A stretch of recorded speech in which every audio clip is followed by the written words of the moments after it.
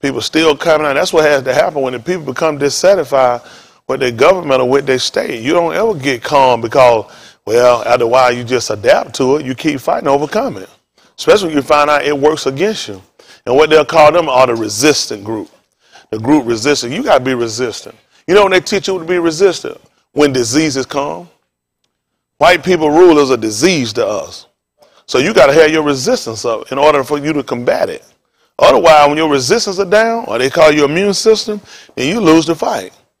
The old people keep fighting long enough. Eventually, the people in the higher ends will have to say, you know what? We got to change the system.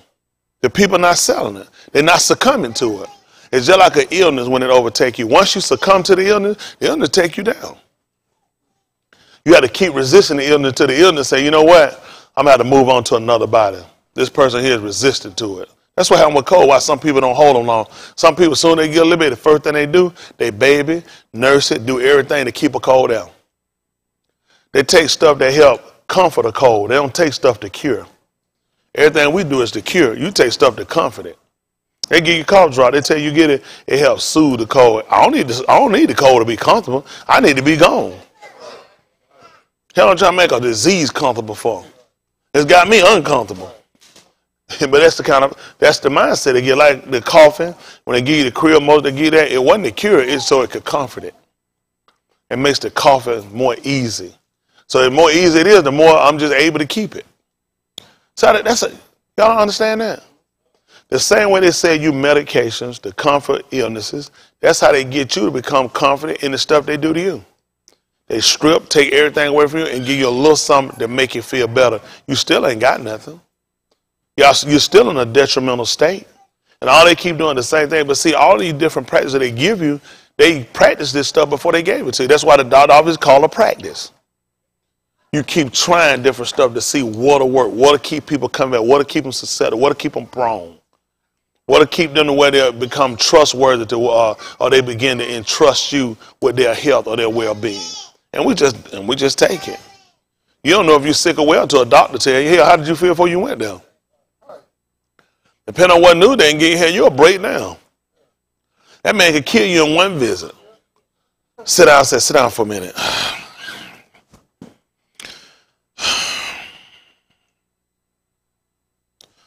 I'm going to order some more tests. You like, tests? Tests? Hell, I was nervous at school when they let you say tests. Now when they get you at school, they say, all right, class, we're going to have a quiz, pop quiz. You start running through your mind, oh, goodness, well, I already know I'm going to fail. I ain't going to do good on this one. Isn't that right? Tests were taught, even in school they give it to you, or they gave you exams. Now you sit here thinking, man, this is going to be rough. You be like, I don't remember when they taught this. They keep you up at then, they'll give you an answer then. We'll let you know next week. You know what I'm saying? Before school, like 3 days before school end, I'm supposed to be marching. We're going to send out all kind of invitation, people coming. Mama done told, oh, I know my baby graduated. You like, oh, hell. They going to get tight. I remember Bryce had a friend that time. He didn't tell his dad he wasn't graduating. They got ready to get ready and go. He had that thing all that time. His daddy was pissed. That joke when they get ready to go. That joke daddy put him out. I don't think his dad spoke to him to this day. I don't blame him, was pissed. He like, man, people done flew in here. We sitting here. His dad was a former NFL football player. So no problem, he gonna lay that thing out for his boy. My son really graduated. You gonna wait till we get ready to go? Then he had another friend. He wore his cap and gown, so he couldn't graduate. Then this brother had his own graduation in the parking lot. He just went to the other side of the parking lot, wore his shit. When they started yelling stuff, he over there cheering himself like he had actually done it. That's what people do. Anything to soothe themselves. You know, just the anticipation of you waiting 3 days. You're going to tell me 3 days from now whether or not I'm going to graduate. Who can I go back and tell 3 days before graduation I'm not graduating? So they teach you to realize, and then it's just the fact they put, just like you waiting on tests to come back. I'll probably send you out a letter and let you. A letter? I need to know right now. I'm like, you, who's the suffer to be so now? I need to know right now, not right now, what's going on. But that's part of anticipation, sending you through, mentally breaking you down, putting you in depression, having you take anxiety. Then they come along and tell you everything's okay. but I'm going to want to take some more tests in 6 months. You're like, oh, good. You say it controls your behavior? You don't realize how much control these people have on you. How many of y'all used to go through anxiety when you had you had to wait on wait a week or 2 weeks? You thinking, I need to know now whether or not I fail so I can practice or study again while it's still in my mind. We'll let you know. We'll get back and let you know the day before. The day before? That's how they do, you know. What you think? That's how to keep the control. Make you wait. They already been teaching you on anticipation, teaching you on waiting, teaching you on panicking, teaching you on anxiety. Don't y'all know these people got too much control over us? I sent the video Breezer sent out today. Did y'all see the video, Mother, about the police? How they came and how they harassed the black man. He was sitting on it. Listen, with it, that man did so. I'd have been shot. I'd have been shot. I know I'd have been shot. You got the man. You got a person with their kid right there. You got them well. I can't let you do it, my kid. I can't let you do this in front of my kid. I can't let you do it. But see, that's how white people get you. They taught you that they were the authoritarian, that you were the subordinate. And you've been taught from school and on that you're supposed to be the higher authority. So now he comes along, it's the uniform. Shut up now. Don't. You finna go to jail. I'm going to take your kid. This is too much control from one man. That's what I keep talking to you. No way it says, sir, now I asked the man, can I see ID? I ain't giving you shit. Tasered his ass. I ain't gonna waste no time with him. I had the man for ID, acting crazy. I ain't gonna give you shit. This finna escalate. So instead of shooting you, I'm gonna go and tase you early. At that point, I come to you in a respectful way. I've been called here to do my job. So do you have an ID? You do that typically where people don't realize why they come, because you need to identify people. This guy could be somebody been on the run for 20 years of murder. That's why I need to just check to make sure first. Before we proceed on this, you might be one for some real dangerous shit. So get his ID, identifying who he is, gonna help me know kind of how to proceed with it. Run that man ID, guess what? No warrants, no tickets, no priors. Okay, man, you can talk and we can be calm. Brother, I gotta talk to him because I don't know. I gotta talk with my hand counting my weapon. I don't know shit if he'll kill a white or black. I don't know. So you run people ID and really kind of get a background. I find this joker been locked up 5 times. He's known to have a weapon. This joker is a known drug user. So I got to watch he have a syringe in his pocket because I got to search and stick my hand. I got stuck with a syringe. You don't think about shit like that, do they? Am I lying? He can have a syringe in his pocket. You know what I mean? People keep drug paraphernalia. Now I cut myself, I get stuck. Now I got hepatitis. Now I found out he's HIV positive. You know what I'm saying? And now I got to go here and I got to go do test for. So I need to know first of all who I'm dealing with. You know what I mean? Can I see ID? I just need to find out what kind of person I'm dealing with. No priors, no arrest. He done had about 2 or 3 speeding tickets. Then it said on here something about he put diesel in something before. But this is not a threat. This is not a criminal offense. None of this is arrest worthy. It's just a mere formality in it filed by some diesel and put in the vehicle. Other than that, I don't see no problem. Now let's hit the gas pump. Why they hating? Why they hating? So, but you see how some things you can do, you can avoid some confrontation. But then when you deal with a lot of time with white people, they put you in a situation where it's just unavoidable. They knew, this man knew, if it's true what they say, that man got prior history for racism, prior history for doing racist stuff like that. First of all, if you know that, if this is true, you know that means it's somewhere on paperwork. If this is true and it's somewhere on paperwork, the police department should be investigated and some people should be terminated. Because it makes no sense for me to send a person out here. If this is true, how do you know about it? Let me just tell you stuff about me. Yes, the majority of white police that's on these forces, they are racist.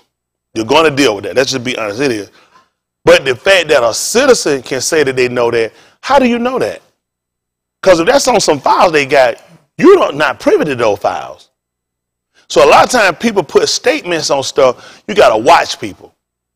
Because a lot of times we'll start repeating. I've been guilty, you'll start repeating what somebody said.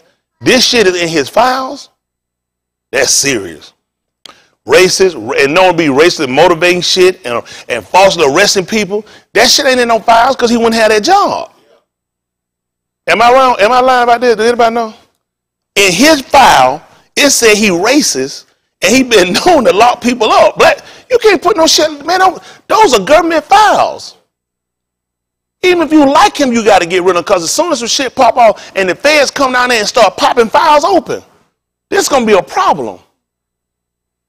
Listen, let me say, violating a person's civil rights, you talking about shit, that's 7 years off the rip with the feds.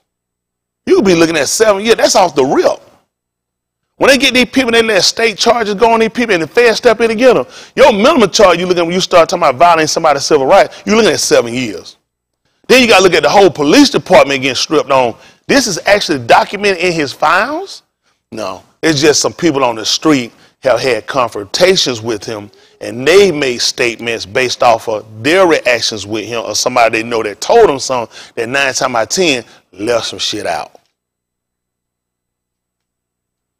Let me tell you something. I am a victim of America. I'm not a proponent for nothing wrong. Black or white, if it's right, it's right. Black or white, if wrong, is wrong. But a lot of times we watch video, we see stuff, and I don't agree at all with what I seen thus far the video. Got me?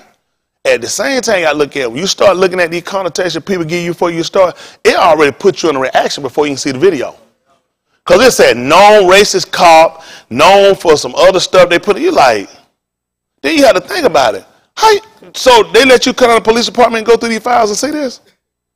And when you saw it, you didn't see no reason to try to press charge. Internal affairs should have been investigated. See, there's a lot of other stuff actually goes on behind the scene before shit like that happens, before people start talking. I did see the officer later calm down, told again he wanted to try to talk to him. And a lot of times people come, you come on hype. On both ends, to be honest with you, everybody needs respect. The police need respect for the citizen need respect for the police. That's just be honest, mutual respect. Because we on heightened alert too. Shit, I ain't trying to get shot like you ain't trying to get shot. I ain't trying to take no ass whipping, you ain't trying to take no ass whipping. So let's see if both of us can address each other in proper manner. You just come to investigate to see if it's a job. And I'm going to answer the question you ask, because that's the only way you're going to find out. You might, I ain't telling you shit. I ain't getting you shit. First of all, I've been called him because they said some stuff been broke or something, and you holler about this shit stuff. So I ain't getting nowhere. Now this come down to me not doing my job. I can't go back, well, you know, I was trying to be a man and respect me, and he wouldn't tell me shit.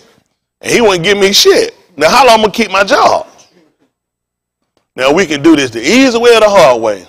Option A, you give me your ID and talk to me, or option B, I beat the hell out of you and take your ID and beat the hell out of you again for making me beat the hell out of you for your ID. Now, you don't want option B. Then I say, you talking, oh, the one in my sock. The one in my sock. No. But I'm just saying, at the same time, things have to change in America. It's got to change to the point that we have to demand respect. At the same time, you got to give it. At the same time now, we give it, we expect it to be returned. It's got to be reciprocated. But all this, we won what I asked with, we didn't want to get shot, that's got to stop. That just got to stop. Let's just be honest, that's got to stop. I saw, y'all seen Elizabeth Warren, she running for president? She announced her candidacy today. She drugged us in. She drugged us in, if y'all have watched it. She drugged us in now. She started talking about white blacks and how we've been treated. She started talking about the housing market again. In the 1960s, how it was 27% more whites had home ownership than blacks. She said today is 30% white over black. See, that would have pissed us off, so we jump on her side. See, this was she come. So why you didn't say this shit back a few months ago? Back before you ran for that, when you was in school to be a lawyer. Come on. See, it's time to rally the truth. Everybody know who you want to rally, niggas. Because we'll cut. Once you get enough of us and you start threatening, we'll cut the food. Dr. King used you. People don't know nothing about Dr. King. I tell you, they didn't even know he had they didn't even know he had a chauffeur. When y'all cut, did y'all know Dr. King had a chauffeur? A white man. How just thinking now, just think about back then. How you felt about Dr. King had a white chauffeur back then? What would make a white man drive around a nigga that's calling America racist and calling for change in America, and a nigga got a white chauffeur? Did y'all even know that Dr. King was being sponsored by the union? That these unions, the Teamsters, these different others, were giving him money. That would have made a difference. That would have made a difference if people would have known that Dr. King was getting funding from unions, who typically fund Democrats. That's why Elizabeth Warren started telling you about unions and telling you about what unions do. Because y'all don't hear, you got to listen to a lot of stuff when people talking. See, it's what they say that they didn't say. She's talking about how unions actually help them. Unions are actually, they have a good part for the fact it helped raise wages, but unions create lazy ass people. Listen, it's hard to get rid of people that's ineffective or unproductive. Union protects people, and union got a lot of shitty crap. They got more shitty crap in it than it does benefit for the people that are actually doing their jobs. But unions also, if you pay, how many of y'all in a union or been in a union and pay union dues? Okay, because $1 out of every one of your dues go to the Democrat Party. They do that. That's why I remember being with companies and it would be some white people went joining. I try to figure out, because you still got to give them the same benefit. You just can't give them, they won't, and you got to give them the representation, but working with the union, they told me how that worked. You just don't put up a big fight for them. See, they got to do that. So it was whites wouldn't join the union. They be like, I'm not giving no money to no Democrat Party. That's crazy. So you start learning stuff, why people don't, it look like white people don't join the union because they racist. No, they look like I don't support the party. Why am I in here working and $1 from my union, my dues, it should be going to my pension or my insurance, going to a damn political party? How many of y'all in the union that they told you that? That's what I thought. I don't know because I used to work with them. That's how I learned how sleazy their ass was. When they were going to get me a job one time, it was going to be a trade-off. The guy told me how he was going to do it. He said, what we're going to do? He said, I said, but they're not hiring. He said, well, we got ways we get that done. I try to figure out how you going to do that. He said, well, what you do is they'll trade off somebody they want to get rid of. And what we'll do is when we go in and negotiate about the people for their job, we just don't put up a good fight. That would be the Teamsters. And if I'm lying, I ought to be struck down. I was sitting here like, he said, all we have to do is just don't put up a real good fight for them. Very interesting. Very interesting. So I learned to kind of stay away from them. I learned how you entrap people too from the management end. They tell them how you get rid of them. And they use union workers to do it. They had a guy one time, they wanted to get rid of him. They couldn't get rid of him. So what they did is on the assembly line, they had somebody at the other end when he assembled something to disassemble it. Oh yeah, listen, this is me. We had a meme. Listen, they told me how they got rid of him. That's how you get rid of them. This ain't hard to get rid of them. So every time he put something together, we had somebody on the end to take it apart. And we just kept showing his production that he wasn't putting this stuff together right. And the guy had no idea he was missing shit. And the reason he was missing shit, they had somebody on the end to take it apart, which was another union worker. Come on, folks, it's called brotherhood. What's wrong with y'all people? That's what the union about, brotherhood, right? Now, if I'm lying, I'm making this up now to get struck down, Shannon. Y'all don't know nothing about it. I hear him great tell me, shut your mouth. Y'all don't know about white people. There's a white man telling me how he did to a nigga, and the niggas helped him do it. Interesting. I just found it all interesting. He felt like he could talk to me and we could have that kind of conversation. Of course, I was a Christian. I didn't pray for him. Just interesting. It just let me learn to watch people. Sometimes people have gotten fired. They didn't know why, or they missed something, and you don't know. These people know how to set you. Anyway, listen, I just found it real smart. He didn't like the guy because he couldn't control the guy. The guy was boisterous, and the guy knew how to use the union on their ass. So they learned how to get rid of him. He said, it ain't hard to get rid of him. He said, all I kept getting him on his production. He put shit together. When they get down the line, I had somebody to take it apart.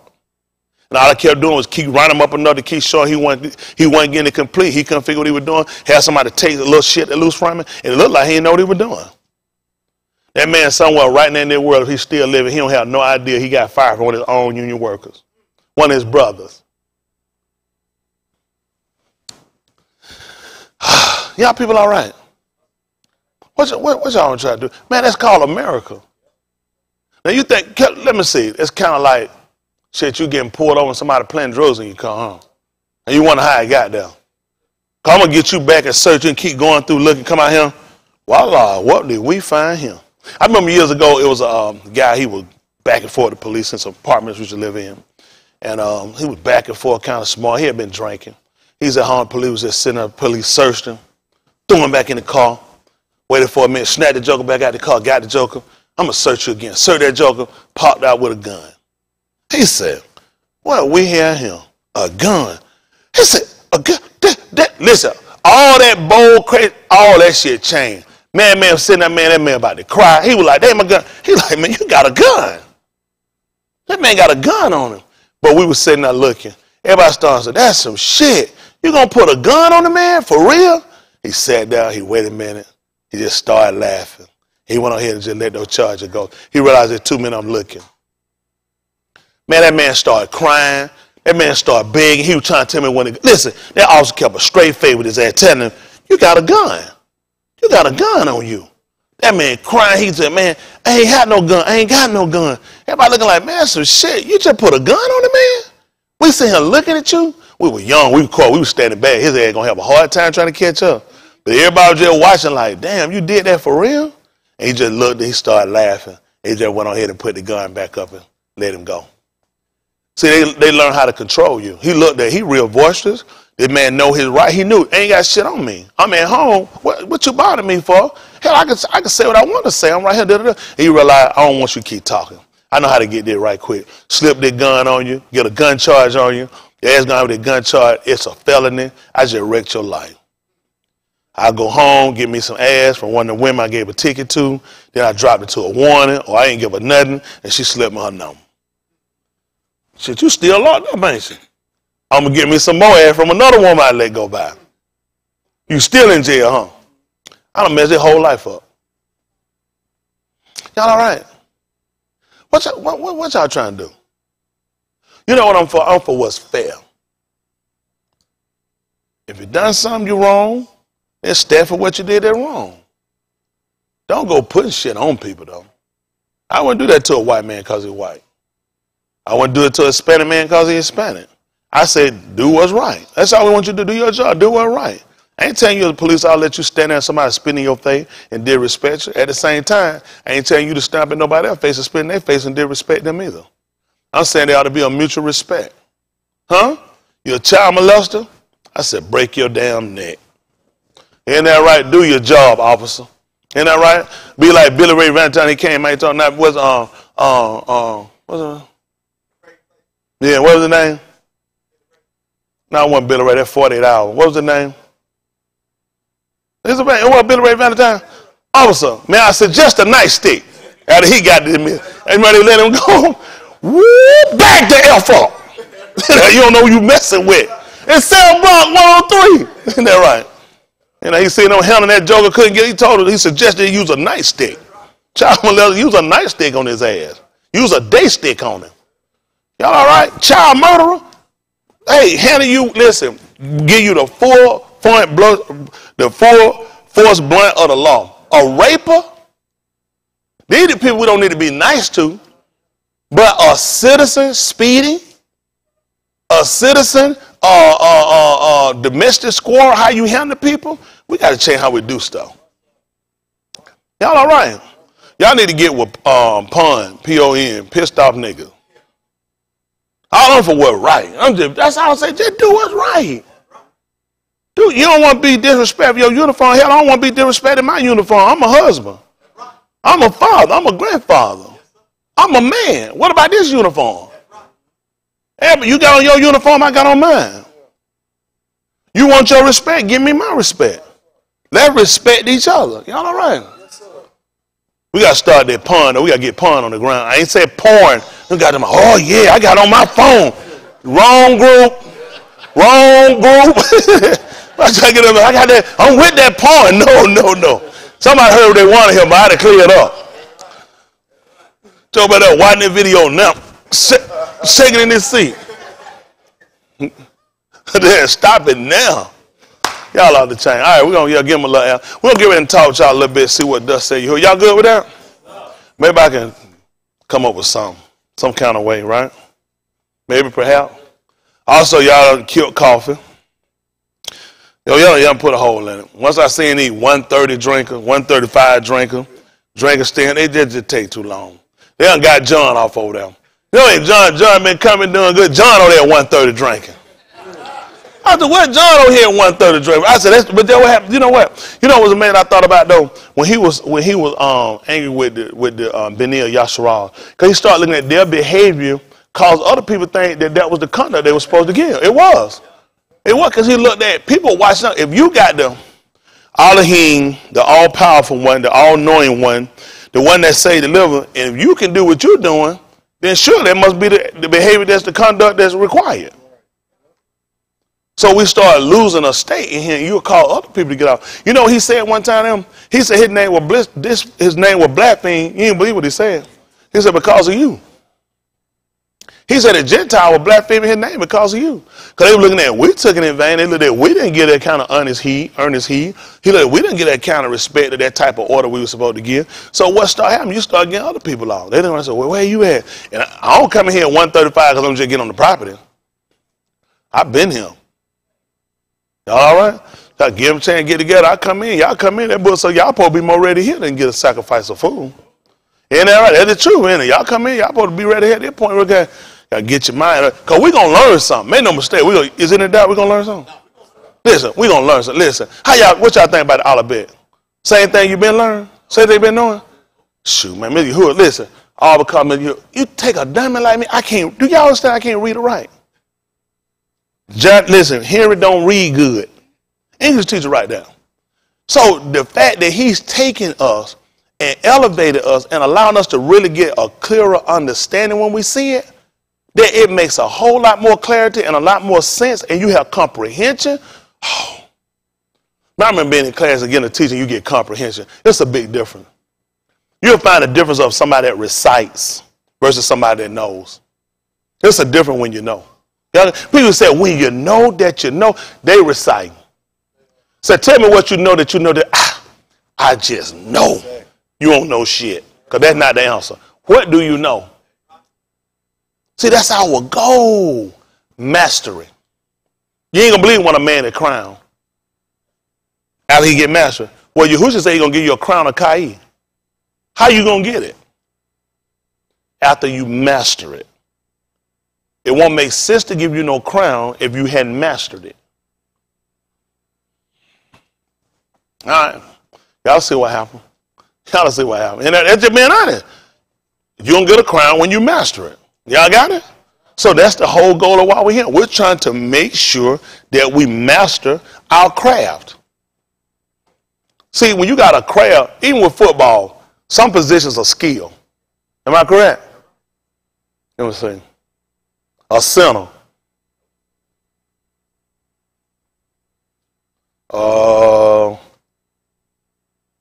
Receiver. Skill. Left tackle. Safety. Yeah.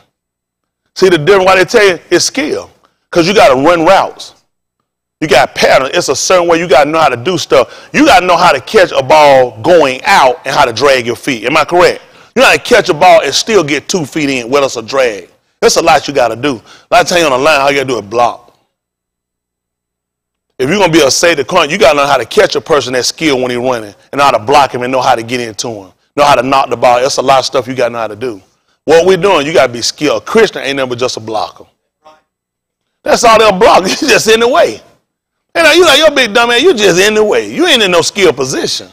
What we got, this is a skill position. Y'all all right? Look at, like, John, you tell that skill. How in the world you going to put on Xavier's shirt and you're a grown man? There's a certain skill and a butter you got to put on to slide your arm in the sleeve. There's a certain way you got to suck the hump and push it to the front till you get on, then pop it back out. A skill position. Listen, Uncle Terry said, I don't know who I said it to. I don't know what I said, but I said it. Y'all are right. I'm sorry. All right, come on now. Let the sheriff sound the shofar.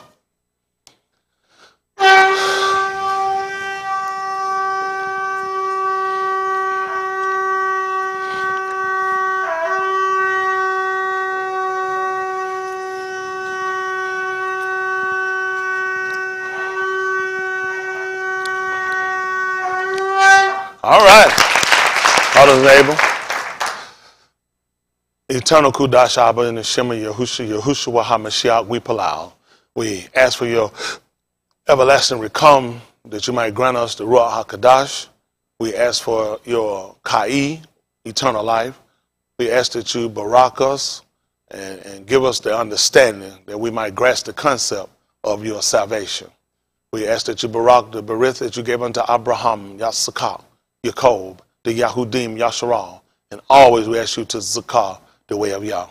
Ask you to purify us by blotting out all of our kata, our sins, our iniquities, our trespasses before it's everlasting too late. We're asking you to barak the Ra'ah, the Mal'aki in every place, proclaiming your liberty, your statutes, your judgments, and your Torah. Asking you to barak those that are watching in, those that are listening, those that had a mind to be here were not able because of sickness, because of other things that might hamper, that might cause a hindrance from causing them to be here. Ask you to barak and strengthen them according to your dabarim. We ask you to search us and try us to see if there be any wicked ways. Cast it from us and lead us in the way everlasting. Let the bar of our mouth, let the meditation of our Lord be accepted in your sight. We ask you to barak Jerusalem, your Shemaim, your Sabut. And as we prepare to move further in this service, we allow that you take full control. That you get the Tahallah, you get the Kabud, and the Kabad. In the Shem of Yahushua HaMashiach, we palau. Let us all say, Amen. Ain't he all right? I feel all right. I feel all right. Why they call a sandwich a buffalo burger? I don't know. Why if it's a buffalo if it's high? Shouldn't it be a buffer high? I don't know, Spider. I feel all right. Give me some water, Leon. I'm thirsty. Ain't that all right? Ain't that all right? That's it. We here. Appreciate you. Dwayne, what happened to your guest? She ain't gonna come back and visit us no more? So just sit back and watch. That's what I'm talking about. Boy, rough in him, boy. Because you know what happened? People don't realize you can get them. Folks don't realize, people, man, you can't get no, listen, getting a woman ain't nothing no more. It's getting one in with a mott. Because the truth of the matter is, people don't want people that care about their soul. They want people to care about getting in their drawers. They more or less train women to say, listen, man, you know what, honestly, you tell a woman, listen here, I don't mind paying them bills, I don't mind eating the ass, whatever. They being honest. They laughing, but at least I'm honest. There used to be a time, man, you walk up and tell a woman, you talking about eating her ass, she'll slap you in your face. Tell you, don't disrespect me. You don't come talk to me like I ain't no hoe, your mama a hoe. They know where we at now. Another time you walk them, you try to give a woman somebody, said, listen here, shit, man, I pay them bills. She'll slap you. I ain't no hoe. I ain't no prostitute putting your money out. Shit, she be like, when you trying to get it? I'll do it right here on this floor. Y'all laugh, but it's the truth. Ain't no standard out here no more. And now we got to come along, we got to establish a standard. It's just not a standard no more. Stuff like now, man, ain't no excuse you don't get no woman now unless you're in here. If you actually standing for what the principles or what the doctrine is.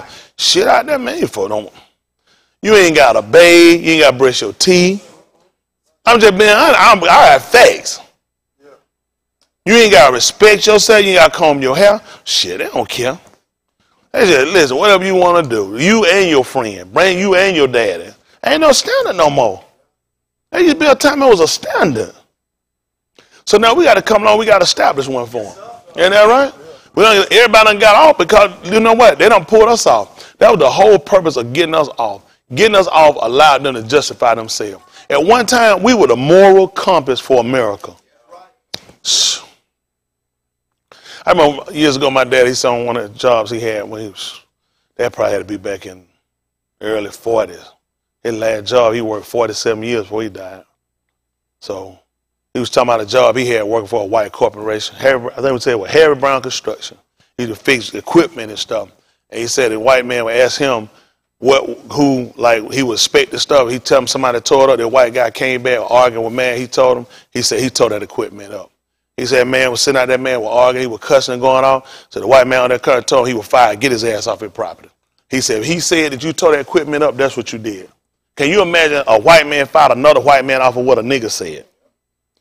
Because we had, they used to know, he don't lie to me. If he told me you tore it up, you tore it up. I don't give a damn if you white. You tore it up, get your ass off my property. We was one now. Shit, you lie just like a white man do. You the last person to be trusted. Every time they put one of them on TV, like the lieutenant general, the lieutenant governor in Virginia, he know his ass done it. And then we gotta tell you, it don't take that long, him. It don't take that long, man. That's what I don't get. This is what I don't get. That's like me. If it come up hypothetically, just say me and Chanel, we've been having sex. I've been all this time lying. Don't be praying for me. Hell, I know what I was doing. She ain't tricked me and got me out. Don't you know I know as a pastor, a man of authority, that women gonna try to do shit like that, and for me to fall for it, where is it gonna go? Shh, we ain't gonna tell nobody. They may come and say, you're a black man in politics. You already know politics is sleazy. It's about smearing the other candidate. It ain't about qualification, more it's about smearing the other candidate. You get the job by just because they ain't found shit about me yet. Like about the black face I put on. That's all it is. It's about showing the other candidate is such a piss poor person character-wise. It ain't about policy. Donald Trump won over Hillary Clinton. He was able to talk about what happened in Fallujah. When that Fallujah, in Benghazi. That's where the embassy was in Libya when they left those people sitting there to die because they had shit on her. Yep. That's how he was able to put on. He want to know what happened in Benghazi. He gave them no policy. He talking about a wall. That's not a policy. That's not helping the welfare of the government or the people. This man was able to win because he was able to show what she was so piss poor and her husband, his character. He talked about her husband, about them sexual affairs and how he lied about them. Hell, he came on and did the same thing. It's about how discreditable the other person is. It's not about policy. It's not about program. It's not about initiatives. It's about the other person shittier than I am. That's why you ought to elect me. Because my shit ain't came out yet. These people don't have no character. These people ain't got no commendable qualities. That's how it is. Elizabeth Warren, she was an Indian of the week. Now she a white woman that grew up and overcome. Tell her about how you was an Indian. Stay with the Indian story. I like that better, Pocahontas. Lying ass. White folk kill. They always go pull that shit when they want to get some free hunting license. Ain't nobody check. So what they do? Pull your DNA at Walmart before they cut your license? How you gonna prove that while I'm here, guys? I'm 3/4 Indian, Cherokee, Blackfoot, right? Yellowback. They just make up Indian. What Indian? Look at his foot. Wait, what kind of Indian? What kind of Indian I am? Blackfoot. This shit don't even make sense. You tell me I'm gonna name my whole nation after my color of my foot? These are white people named. These folks don't know what the hell they are. The Indians, listen, they lie just like the rest of them. These people make no sense. All these people, all these races have been defined by white people. You run that shit up, Seminole, all that. You think about that's that shit they gave you. Yeah. None of these people don't know where they come from. None of these people don't have no identity. An African dumber than us. It's all right. Well, you're African. I love to hear them tell me you're African. Scriptural African. What? Script what? Oh, no, African. Or in Africa. Where the hell is Africa? That's right. You know how ignorant you are to tell somebody you from Africa and you from the region?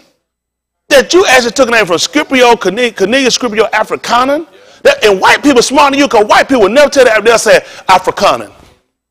I used to wonder, why would white people say we're Afrikanans? Because they smarter than you. They sit in your region and tell you, you dumb ass, we invaded you, we conquered you.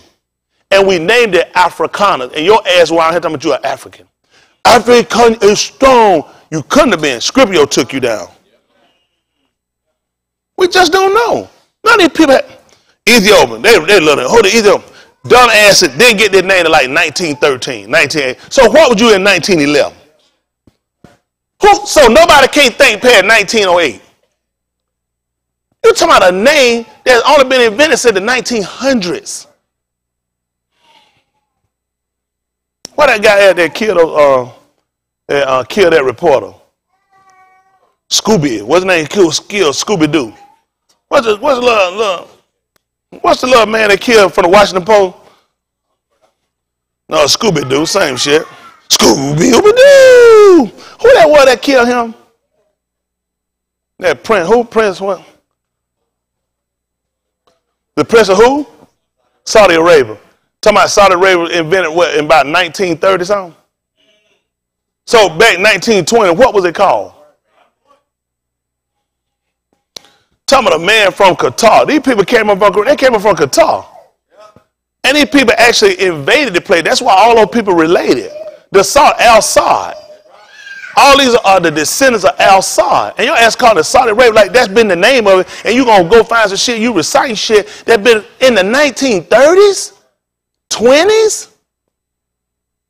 This is how dumbass we are. And we sit around, you can't have I can't have no intelligent conversation with these people. Because I'm asking, what happened? So all I want to know, what was it called a year before you invaded it? Then you draw maps and you can come back and put shit, what the Macklin map, all these maps, these folk come up, these show them, and they'll put these names on here. You know this shit didn't exist. Don't even scale doing. You sit around here with some shit they done mapped out with some name they done put on to the 1900s and tell you this map right here was done in the 1500s. No flight. No area view. Where they got an area view from in 1500? That you saw the whole planet. Just bad. Just bad. It's just bad. This is how dangerous it is for you to sit down in a room and somebody starts shoving a book in your face and you have no idea about places. You have no idea about time. You have no idea about time, any of the stuff these people actually give you. And they just give you a book they just construct and put together out of nowhere. They just shoved a bunch of shit together and start putting there that don't even exist. That's a man. You know what's bad though? People that were living in the 1920s ought to say some shit about this. Yeah. Then you watch the people, the cracker in Israel, it's Israel while they there. Get up and start reciting shit of how long these bastards came on here in the 1940s. You came in the 1940s. Your white ass is German. That's why they get mad folks start high heel on their ass, their flag. That's your flag. That's your shit now. You need to go back to your shit. You know why they don't want you to do it? Because you're going to start putting other association in. Ask them why it offend you since you've been here all your life. You offended Karen? Because they ain't got shit to do with you do it. It got something to do with their ass though. That's why they offended. Because you start running timelines. Timeline become a problem. Why you think he coming on, he start scripting out, start showing you genealogy about Yahusha? Because you start formulating timeline and then shit ain't lining up. When you start watching, shit don't be lining up. That's in the past. Move on, people. Folks still got land they stole, got shit out there and got dates on it. When they found and got the line. They got the line. White people don't want you to do timeline. White people don't want you to do research. All your research going to involve you going to his library and let him give you information. How many of y'all, this a problem that you find out that Saudi Arabia was just invented in the 1900s? Because what was it before that? The way they told us shit, they've been all their life. You go kids, and them little kids, how long you been here? My family been here for about 9,000 years. 9,000 years. So from now to about the 1920 is 9,000 years. They ask more Qatari than they is damn Saudi Arabian. We'll just show you how white people do it. They go invade land and put their sign down there, and you think it been, they said, this land been in my family for hundreds of years. That's how they get you every time. And you don't think. You can teach us these lies because we won't think. Do y'all know we had people that came from us that actually went to study in what they call Africa? They don't know that. Study abroad. They had people go to England, different places to study. Because you try to get out this strip. America, just like every other country, has a system and they have an ideology they need to sell you. Everybody do. You can go to France and study. A lot of so-called Africans, they go to France and study. You know where they go back to? Back over there. That's what they teach them. Go back down. They gonna trap you in. We had to get our own information. What you gotta do is you gotta compile everybody's information, look this stuff over, and find out where they got it from. Huh? Y'all all right? Like said, what was your definition of Hades? What did they tell you Haiti meant? Or Haitian meant? Yeah. Ati is what they said was actually the word. Before they actually came, before they were Haiti, it was actually called Ati. It was dealing with the heights, it was dealing with the mountains. White people put the H on it. See, white people change stuff and give us stuff because they want to give you a different derivative of things, and they try to change our identity. The Ethiopians were Eops. It supposed to mean that they burnt their face. White people came along and told them that. White people blamed it on you, that you the fault. What did they tell you if I said, shit, tell me what happened. I burnt myself. You want me to take responsibility for this. You don't want me to say that he did this? Right. Because you know what he put in his mind? He got to think. Then I'm irresponsible. I'm clumsy. I'm stupid. Why else did I burn myself? Or was it an accident? Now I'm going to go and name myself saying I burnt my face. What did that tell you? Huh? Accident prone. What up? Anybody got anything? I burnt my face. Huh? Exactly. I'm responsible for the way I look. This is my fault. Not that Elohim has looked down on me and smiled. Huh? Looked on me and smiled. And that's why I'm Shakar. But instead, you teach me to go around and say, I burnt my face. See, you got to educate our people. See, let me tell you something. Y'all don't tell people I know shit like that. Let them keep telling my dumb ass, and I don't know nothing, and don't forget I can't read and write. And so, therefore, they'll keep thinking I'm stupid. But I'm not stupid. I'm watching people because there's a connotation you need attached to that. I'm telling you, I burnt myself. You look and say, you pretty clumsy, accident prone.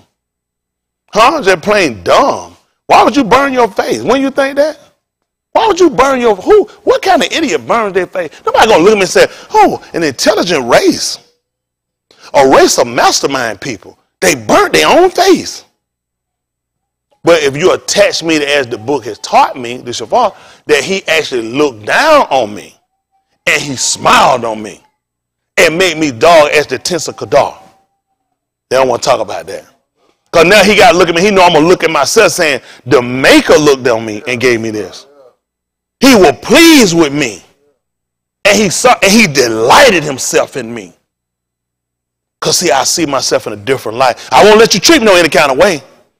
Get your ugly black ass out. Whoa, whoa, whoa. You know what come with that? Yeah. You know what? He smiled on me. As simple as that. You see how easy somebody say, I don't have time to get involved with that. I mean, as long as I love the Lord. It makes a difference. It makes a difference at how you react to things. How when you look in the mirror, if I learn that my color came because he looked on me and he will please me, he delighted. If you smile, it's a similar to delighting. You delighted in me and making me this color. Would I go in the mirror and look and say, I don't like that dark skin, I'm going to lighten it up. Not when I learned that the maker is pleased with me to make me this color. But when you teach me I burnt my face, now CoverGirl can get in. Maybelline can get in. Mascara can get in.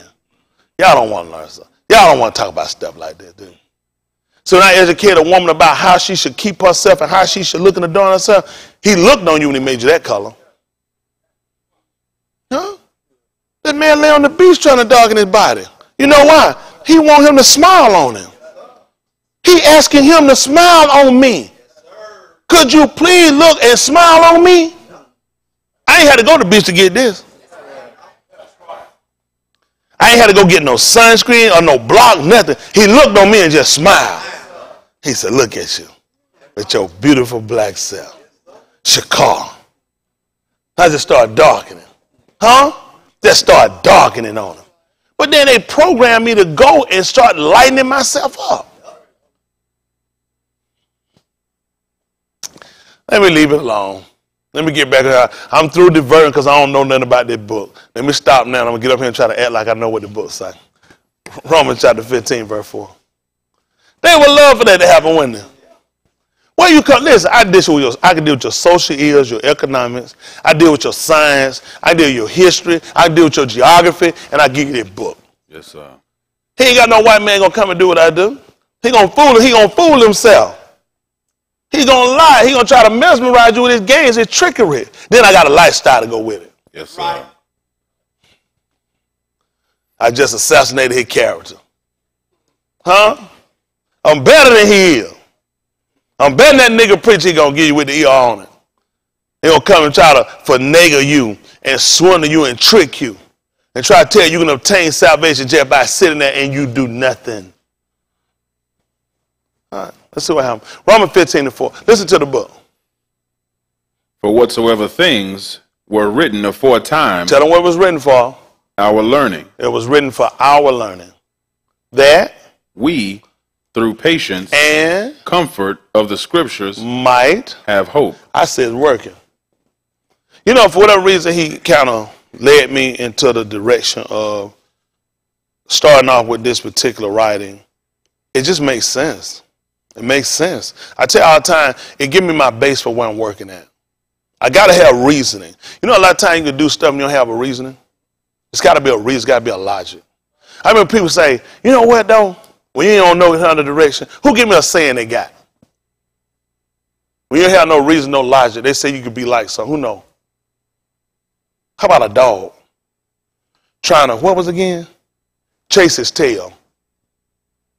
Is he trying to chase his tail for no reason because his tail itching, he's trying to get it? See, it don't look logical to you, but it's logical to him. They try to give you a connotation of an animal doing a dumb act. It's only dumb because you don't have one. That's why it's only dumb because you don't have one. And according with the resources he got and what he's trying to attempt, that's what he got to do. See, white people try to teach you that a lot of stuff you do is unreasonable or without reason. And teach you and saying that you go recite that little cute shit to him. Doing the same thing, looking for results over and over is insanity. Your black ass go to church every Sunday. Insanity. And your ass go to work. Insanity. And your ass eat every day. Insanity. They pick and choose when they want to call something insane. What are people looking for? That means once you do something, you shouldn't do it no more. Yep, that's right. Correct? But they so quick to go shoot some shit white folk give them, or some old saying from their philosophy, all of a sudden they gonna jump out here and look like you done learn something, or you know something. You don't know shit. You don't know. Even the book said, any man think you know anything, you don't know shit. Yeah, I put in, you don't know shit as y'all do. That's right. That's right. You don't know nothing. That's why we're here to try to learn. Isn't that right? 644, your Ukanan. Your Ukanan, they call it John 6:44. See what we clean up. Let me do this, because I saw this up. I said, they don't think I said that that's the best. I'm not saying that. This is what they call the dollar, or the dog. The Greeks got the delta. All right? All right. Listen to the book. The Ukanan 6:44. Listen to the book. No east can come to me, Except the Abba which hath sent me draw him, and what you gonna do? and I will raise him up at the last June. Tell them what's written. It is written in the Nabaim, It's written in the Nabaim. and they shall be all taught of Elohim. Tell them what happened, son. Every each, therefore, that hath heard, And hath learned of the Abba, tell them what they do. cometh unto me. What do we use for that? That we understand that? The who? The gum. Gum. The gum. Because then you're going to walk. You're going to gather. On a person, he said, every each, therefore, that had heard and has learned. Every each. Every individual. Think about that. Every individual. Can each of you hear what I'm saying? I need everyone, each of you that can hear me to stand up right now. That was a simulation. I'm giving you a gathering.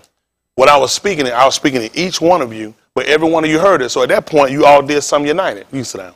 Thank y'all. You see what happened? He said everyone that hear it going to come to him. So everybody's going to walk. They're going to gather. This is how important it is when we saw the pictogram, when we started to look at the alphabet, that they understood how they were going to gather. Right? So we run back to when we talked about in 1 Thessalonians 4 chapter, very much you received of us to do what? That's right. And we've already taught that by Moshe, that we weren't supposed to turn well. Or, so what was he teaching us how to do? How to walk. So we could please Elohim. Y'all got me? So it all makes sense. A lot of times what people thinking is just hear something and there'll be no reaction. There has to be a reaction. You got me? To what you're hearing. That's where you're going to get the effect at. Y'all all right? We talk about cause and effect. When Daoud came up and he heard what what's that bastard name? Who? Yeah, somebody said Elijah? Goliath. I thought he said Elijah. I said, what? Goliath? I thought he was speaking in Asian again. I don't know. When Goliath had sat around and he had defied, which means spoke against, he asked, is it not a cause? So what happened at that point? What eventually happened? A reaction. There was an effect. He made an effect. When you take it to defy, which is to speak against or go against, he looked at that should be an effect. Right? Okay, I don't know. Maybe we'll get it. What's our goal? To try to get a real understanding when we start to deal with the alphabet, when we start to hear different situations or different statements that made, how do these things begin to connect?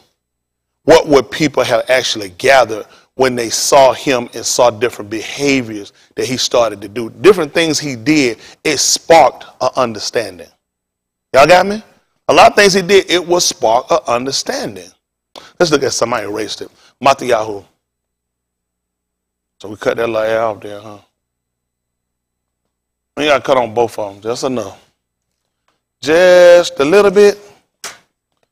Just a little air, a little bit. Stop it, Josh. That don't count. I said L. It's just a little air. You can't know nothing about it anyway except it be for YouTube.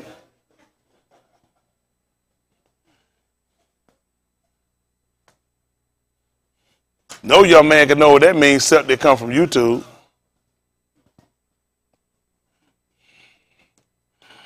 Go back out there and hug Rose O'Donnell again.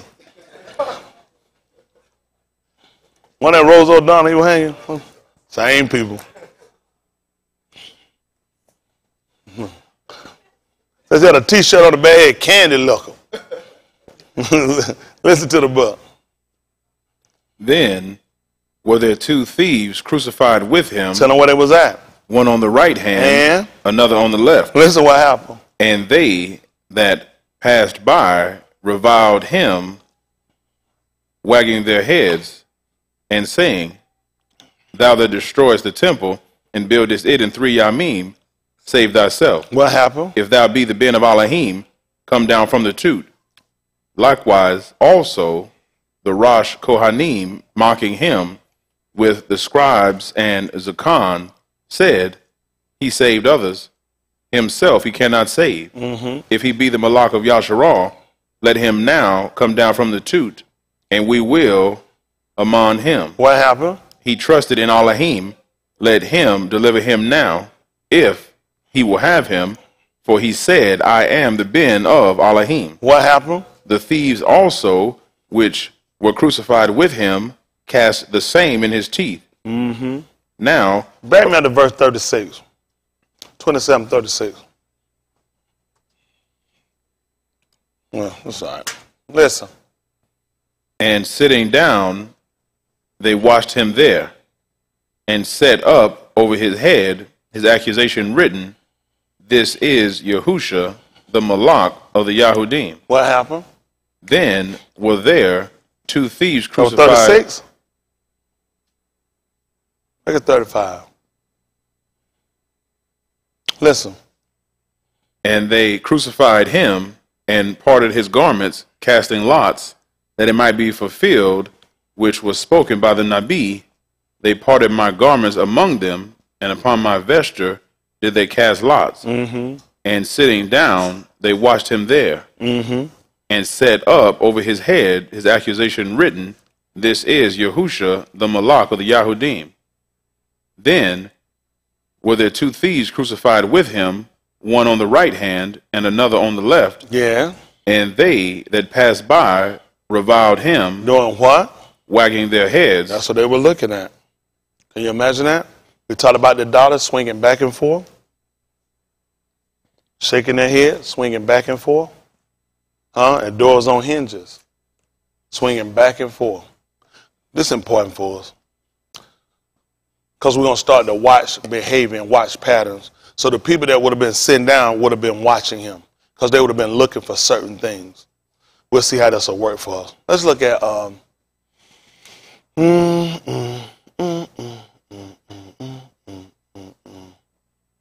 Ukanon.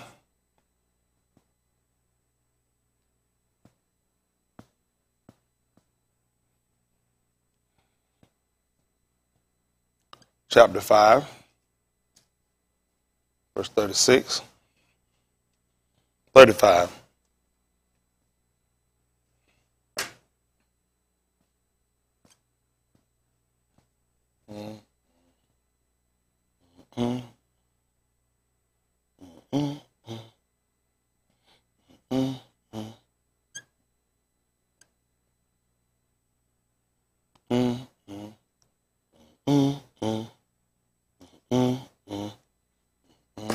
Let's see. 5 and 35. Listen to the book.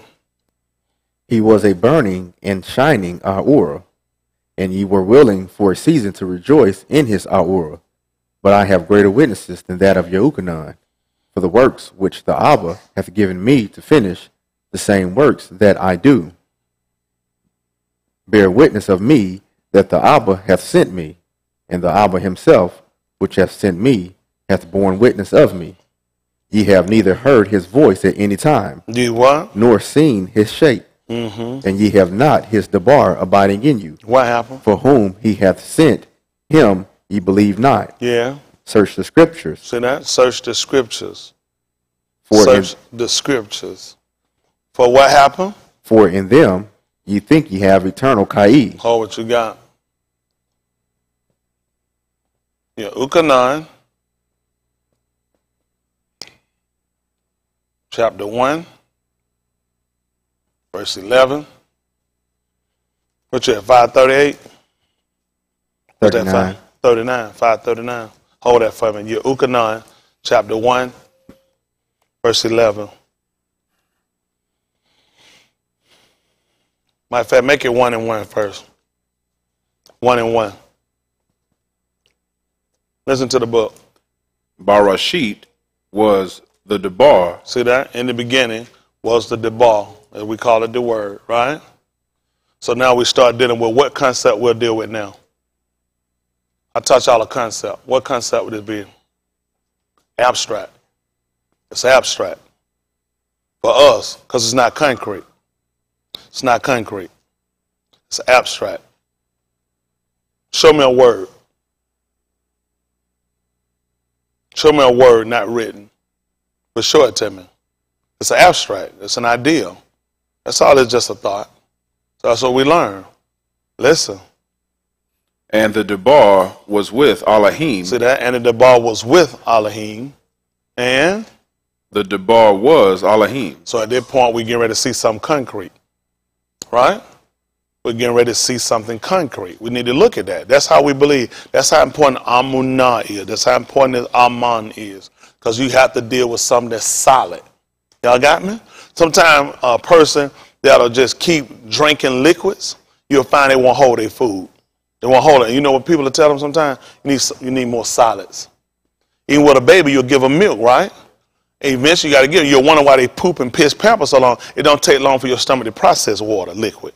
It's already broken down, so it don't take long for your stomach to get anything and process it. That's a solid. It's got to break it down. It takes time. The stomach has to break it down. And once they break it down, they can dispense it. Then you'll later on, you'll come along, you'll excrete it. Got it? But so when it's liquid, it's a quick process. So what we're going to deal with now is we got to deal with a solid. Y'all got me? We can't long. We've seen quick processes happen. Now we need solid. We need something more concrete because we're going to deal with how we believe. Y'all got it? So we understand it. According to what he wrote here, he said, in the beginning was the Word. Now he said the Word was with him. Then he said the Word was him. The same Was Barashit with Elohim. The same was in the beginning with Elohim. Tell her what happened. All things were made by him. Yes. So now we see that the Word actually has effect. The Word has effect. You can say something. You know how to do it. Leon, get up. But you don't. Get up, Leon. He ain't getting up. That's my word. I said it. It came out of my mouth. Y'all seen it? Leon, get up. No effect. It's when you can speak and you can actually see the effects of it. Y'all got it? Whether something happens to him for not doing or it causes him to do something. Huh? That's why it doesn't make sense to be a Christian. Because your literal words don't actually do nothing. Even the 4th chapter book of EU, he asked about how forcible are right words. He said, see, the bar has force. He said, what does your argument reprove? Me said, it didn't do nothing. It didn't come along and correct him. It didn't come along and chase him in any kind of way. It didn't even make him get up. So he said, but then how forcible are right the bar? Right? Where the cause and where, now, would you mind standing for me? Now, what did my argument reprove? You see that? That was an effect. He could understand. He felt the way you taught to me was in a way I could respect it. I could do that. That's good. So now we realize that that's what we look at when it comes down, when he speaks something. There's a mutual agreement to what he said or what he states to us.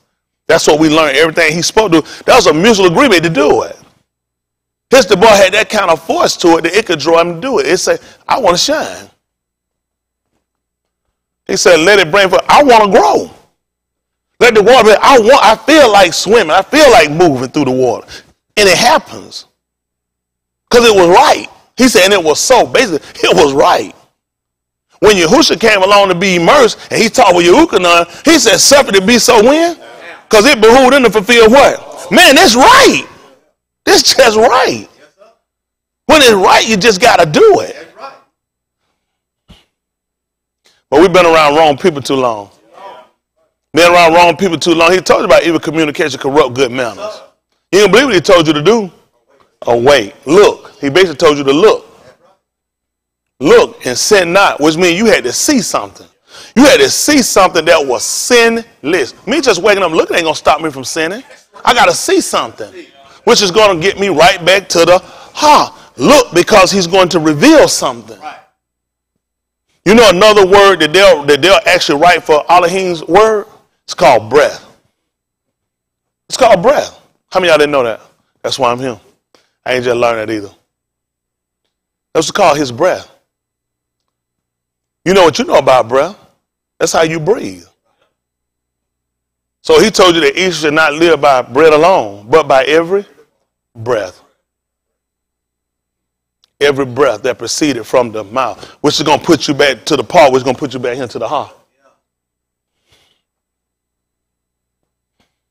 That's how conscious you got to be. Everything that happened. Just telling you word don't make sense. Right? But breath, that make a difference. Every breath is critical, crucial. And you know what happened when my breathing becomes sporadic or when it starts to get irregular? I panic. Because the first thing I'm starting to associate is I'm finna die. So now I watch patterns when I'm looking at the bar. Because when my steps won't line up to it, I start looking at, I'm going to die. I'm going to die. It's become irregular. That was the purpose of Elohim being with them, allowing things to happen. Then Elohim going away from them, and then they saying things ain't the same. You're not doing too well without my breath, huh? You say word, he say breath. Because he needs you to connect it to something that you find more serious. Some you find more curious. You know, some you associate that has more validity. Breath makes a big difference. Right? You know what happened when you stop breathing. You know what happened when your breathing becomes sporadic. Huh? You know what happened when you start getting what they call shortness of breath. Huh? Kind of like a famine coming in. Huh? A famine coming in under the bar. You're not getting it, which means what's going to happen? I'm not getting breath. He said it was going to be a hearing, or would it have been better? He told me a breathing. Because I take breathing like, well, I said, man, I'll choke your ass. What am I saying I'm trying to do? Kill you. I'm trying to kill him. I'll take the word from you. Now, see, because now we got that relation. But when you didn't have something to real a connotation to connect it to, you really wouldn't think a whole lot. You said, man, you can't. Yes, I can. Breath. That's how important it is when you look at the to associate all of these characteristics. Look, reveal, breath. I don't know how they came up with the and all that because it wouldn't make sense. It's not there. It's just what they gave us. See, what we've had is a lot of people writing, a lot of people coming back finding scripts, and people start adding and people coming up with their own thing. It makes sense when you have it here, when you have all dabarim, because the word is actually breath. It makes sense to call this that these are the breath of the words. Or the word reveals this. This is what it is. If these are the words, it was important because we look at what state were they in when he told them that. They couldn't see. It wasn't revealed about his breath. Or y'all, let's see how it makes sense. I'm just looking at things from a different perspective, as they say. See, everything makes different when you become conscious. You know, some people, they can go to sleep and they can put something on and they say, I can learn in my sleep. I can learn when I'm awake. Nobody told me awake and sin not. You know, if I'm asleep, I'm not in control. You know how many other entities can enter in my mind or into my thought process while I'm asleep? How many of y'all dreams and stuff you said, man, I hate that dream. I just kind of put you woke up and you felt bad from a dream because you're in a vulnerable state. You were in a vulnerable state. You say, man, I don't even know how even, because you weren't in control. Why would he tell you to wake and don't tell you to go back to sleep? Conscious. Conscious, you can block. When you're conscious, you can block. When you're conscious, you can resist. When you sleep, years ago they would have men that would climb in women windows and rape them. They would catch them in an unconscious state. You're vulnerable. And that thing on top. By the time you wake up to fight, you're a victim. Whereas had you been awake, you could have called and got something, anything, and stopped them before they came through. But you were unconscious. So the whole thing about the debar was to make conscious people.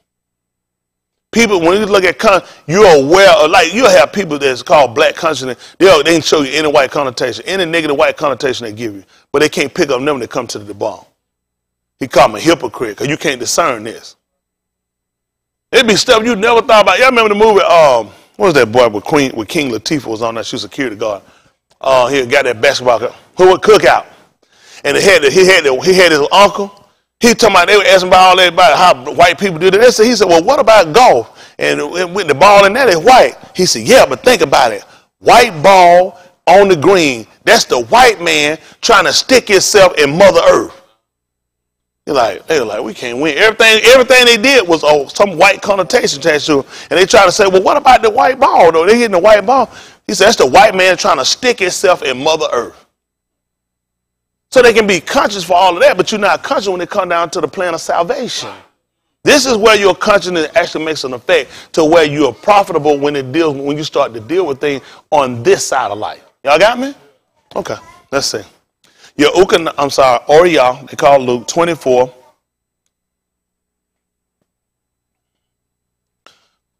See if it's 20. We'll work for now. Same thing, right? Same the bomb. What is the? Article. Huh?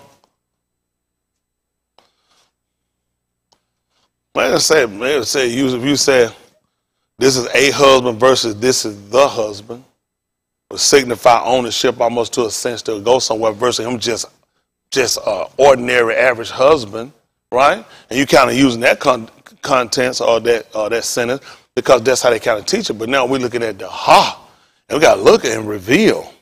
So we look at, and these are the breadth of the words.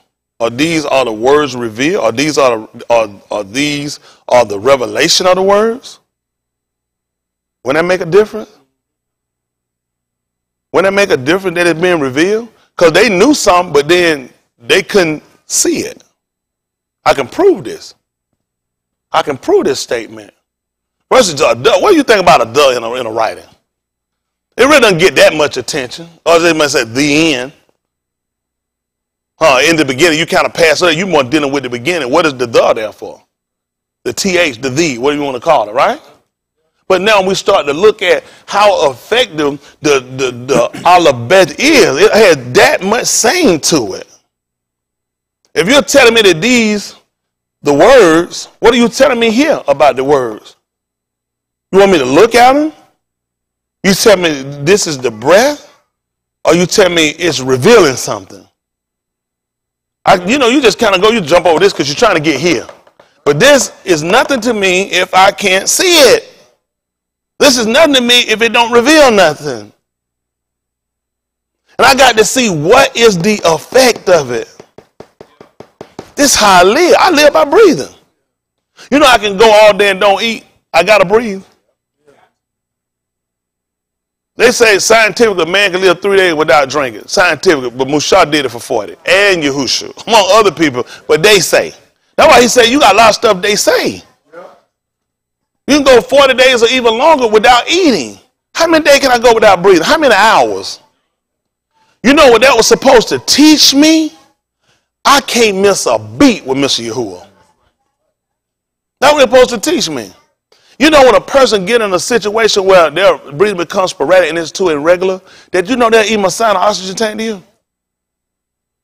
And periodically you want to get that tank filled. There's something to alert you to let you know you getting low. If this persists and you don't get it filled up, you're going to die. Huh? Do we understand how we connected and why we need to be connected? Nothing's alarming. We lost that. It's just like this. I need my daddy's watch. Because we sit here and we don't realize this is how we've been living. But we just heard word and we really didn't think about the effects of his breath. Y'all all right? I don't know. No, that's just me. Let's see. This is Oriel. They call it Luke 24:20. I got to come back to Yehukanan too, don't I? Yehukanan 1:11. We was at 1 and 1, 1 and 11. We'll see how this a tie, but I still got to some kind of way put this 27, 38 together. Some kind of way we'll try to work it out. Listen to the book. And how the Rosh Kohanim and our... Hold on, I hear a call on. Somebody call getting repossessed. Don't try to run out now. You ain't pay the note. They'll wait they lead and jump and say, oh, damn, stole my car. We don't call the police. No. Lord will get them. We know they're in repo. We know a repo. Lord will work it out. I mean, not Lord. I mean, Jesus. I mean, not Jesus, Yakawak. I know Yakawak. Listen to the book.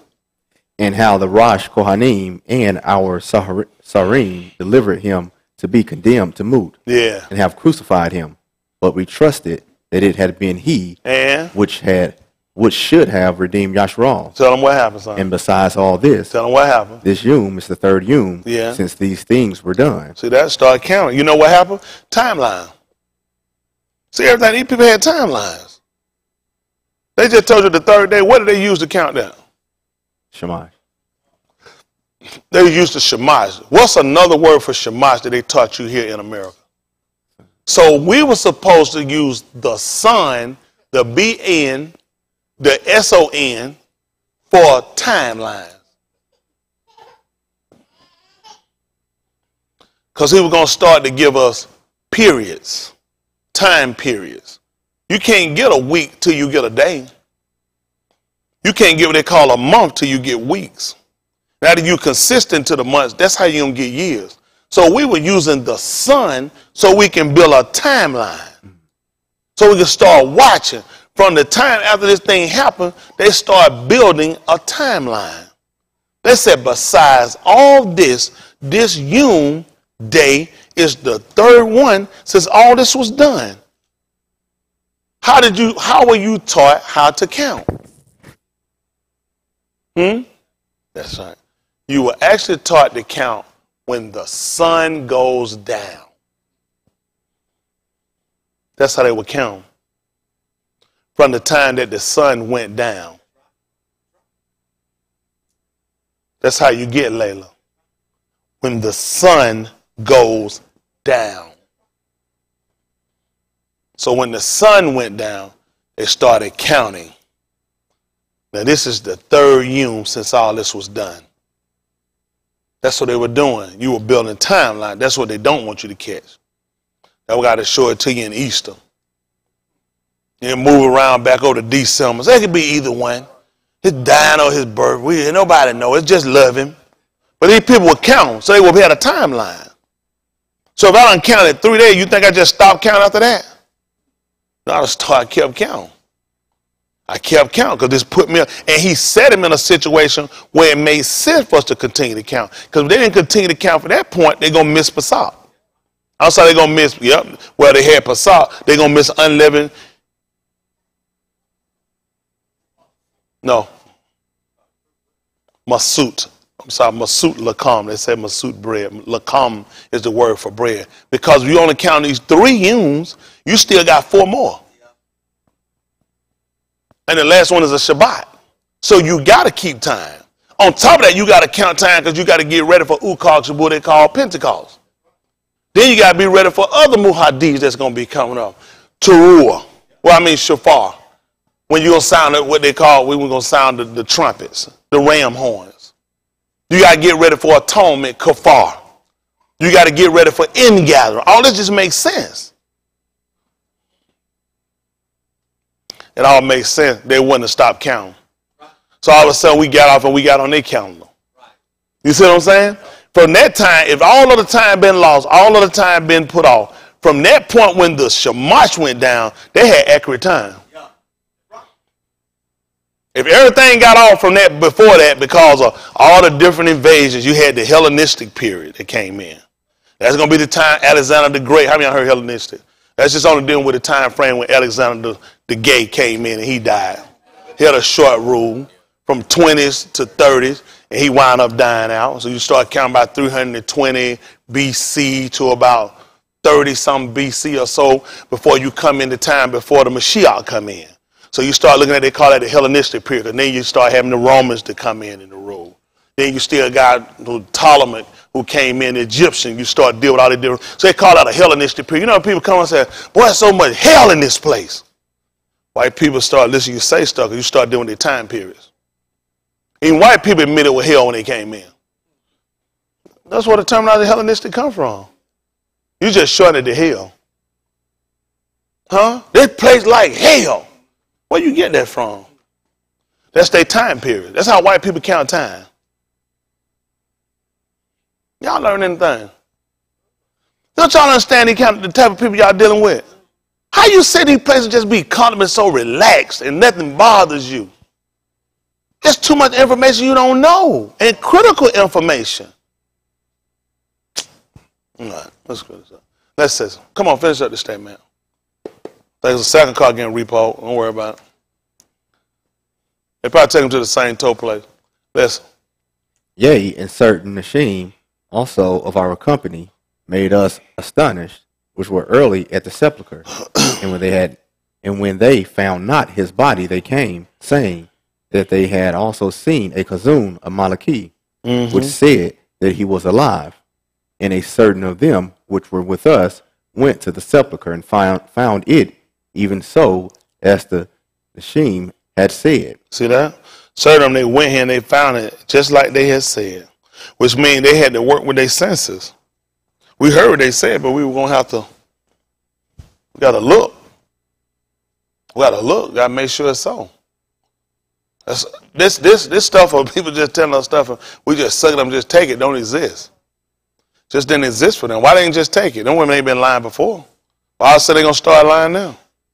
So we went there and we looked and found it just like it was. And you know why they would have done it? Because this was critical for them. This was critical. It told them to look. They were going to have to look. Now on top of that, he also had some other influences for them to look. Didn't he? Well, let me ask you something. The ha, say look, reveal, breath. So what was he going to do that caused them to go and look? Gonna do what? What happened? Yeah? Goodness. Yes, Yahoo, 50-1.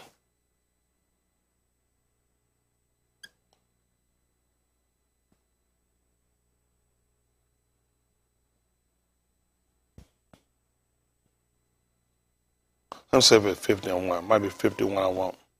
Let's say 51. 51 and 1. They call it Isaiah. Let's see what happened.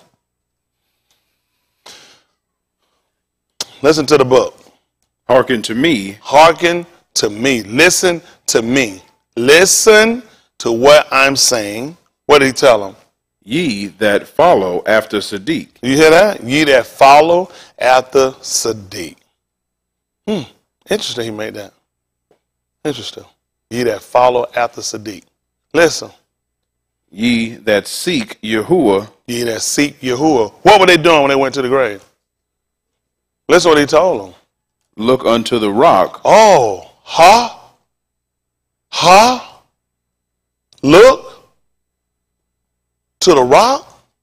What else? Whence ye are hewn.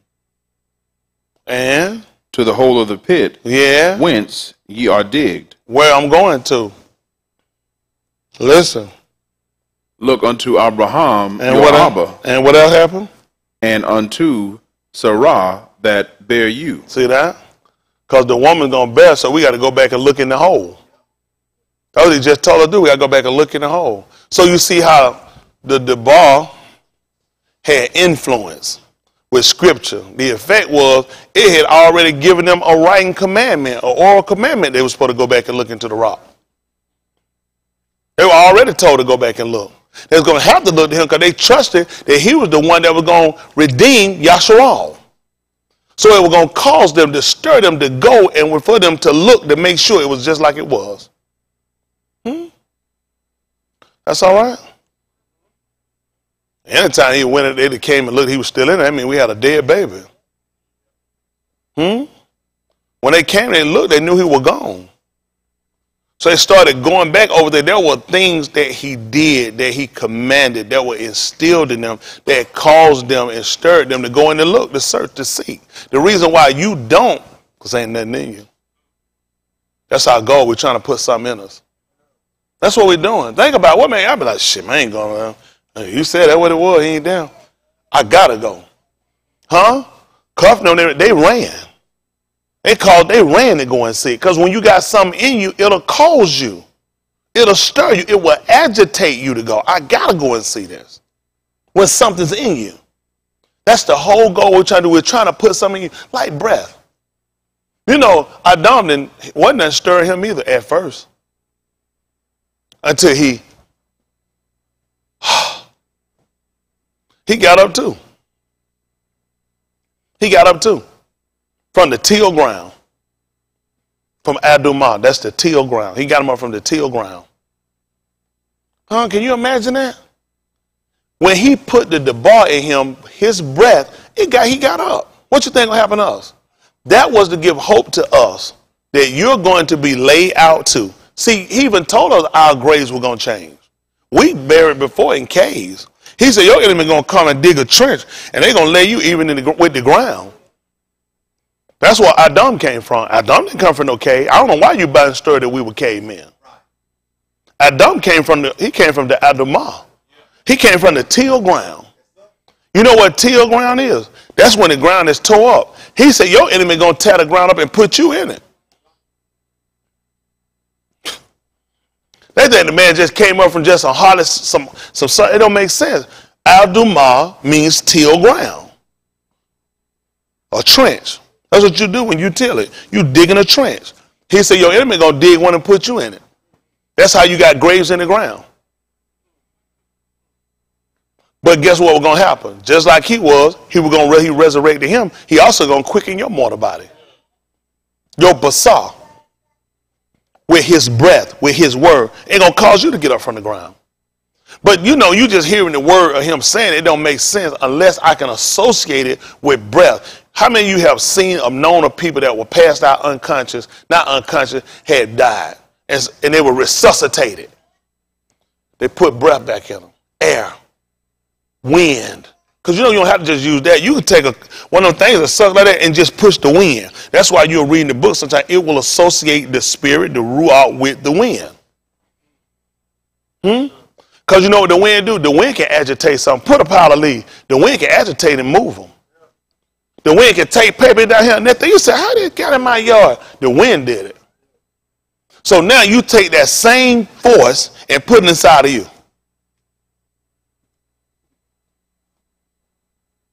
He said in the Mashiach, we move. We have our being. Paper don't move on its own. You can draw something, leave it, unless something come and agitate and move it, whether it's a human, by human form of faction, or by mechanics, or by the wind, it'll stay there. And that's what you'll do in the grave. But Elohim had already commanded us and shown us through his debar that he's going to do it by his breath. That's how we're going to get up. That's how we're going to get up. God, I don't know what I'm going to do with y'all. I don't know what I'm going to tell you. Let's finish this up. Let's see where all this going. Maybe it got some connection. Because see, we never look. That's the whole purpose of why they need us to stay with Christianity. Christianity is connected closer to fiction. Well, I'm giving y'all this reality. You need to have something. People say, what's the word? It's his power, his grace, it's his might. What does that mean? I mean, I just can't tell it all. It don't make sense. They need you to be dumbed down. You really don't have nothing you can associate it to. The wind makes sense because you're dealing with his breath. You're dealing with his ruah. When it came in, they were sitting in the room. Guess what it did? How did it come in? Breathing. It came in breathing. And that breath took all of them. They all ingested that wind when it came. All of them took in that breath. That's what they all took in that breath. Huh? And it agitated. It stirred them up. That's what it did. Some started boiling, but it was like fire. We sat around, we got to create it. We got to run around the room like a damn fool, run in the wall and pass out. Somebody put smelling juice on out. Nobody grabbed none of them people and held them down. Nobody grabbed them. It just agitated them to get them all to speak. You know when a person can't speak sometimes, it's because they're choking. You know why we couldn't properly speak our language and why we can't? Because you've been choking. Can I borrow you for a minute, Alex? Let me borrow you for a second. Can I borrow you for a second? Hypothetically, if you were choking, we would do this, what we call a Heimlich maneuver, right? Well, we would take the thumb and ingest it in him right below the rib, and we'll pull and we'll push up so we can get him back breathing because he's choking. Y'all familiar with this? But we're dealing with a kid. Let me show you what you do with a kid when they're choking. This is what you do. And it's stopping from choking, where they can breathe. That's good.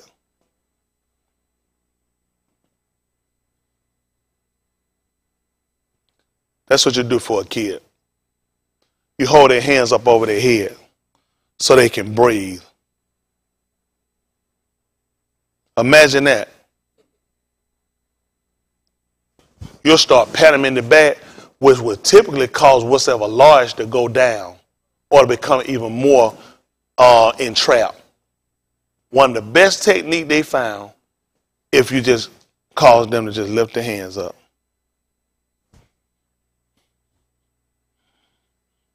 Let me get the book of Abarim. We'll come back. Chapter 12 and verse 11. Verse 10, I'm saying one. They call it Hebrew.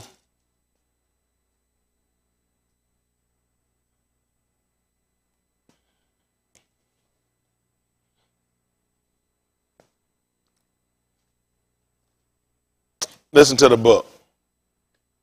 Now, no chastening for the present seemeth to be joyous, but grievous. Nevertheless, afterward it yieldeth the peaceable pari of Sadiq unto them which are exercised thereby. Wherefore lift up the hands which hang down. What happened? I can't remember. Do what now? Wherefore lift up the hands which hang down. You said hymic, do the hymic, what? Wherefore, lift up the hands which hang down. Because you're choking. He tried to tell y'all that you missed it. In the 13th chapter book of Matthew, he told they'll come in. You don't believe what he told they'll do. He said they'll choke the word. They'll choke the ball. So he gave us a technique to use. You ain't going to believe it because he looked at you were a child. You were children. And use a different technique from children. That's what he needs you to do. I need you to lift up your hands. That do what? Which hang down. And I couldn't imagine what I'd do next. And the feeble knees. Which going to cause me to do the gum. If I'm going to lift up my knees, guess what's going to happen? My feet going to come up. Now I can walk. Now I can walk. Can you imagine that? Now I can walk. And do what? And make straight paths for your feet. See that? Tell me that. That's for the regal. Foot, feet, great toe.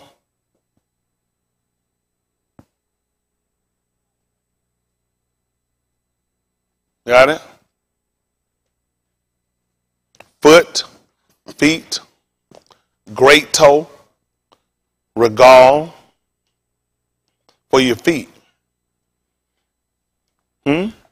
Listen what happened.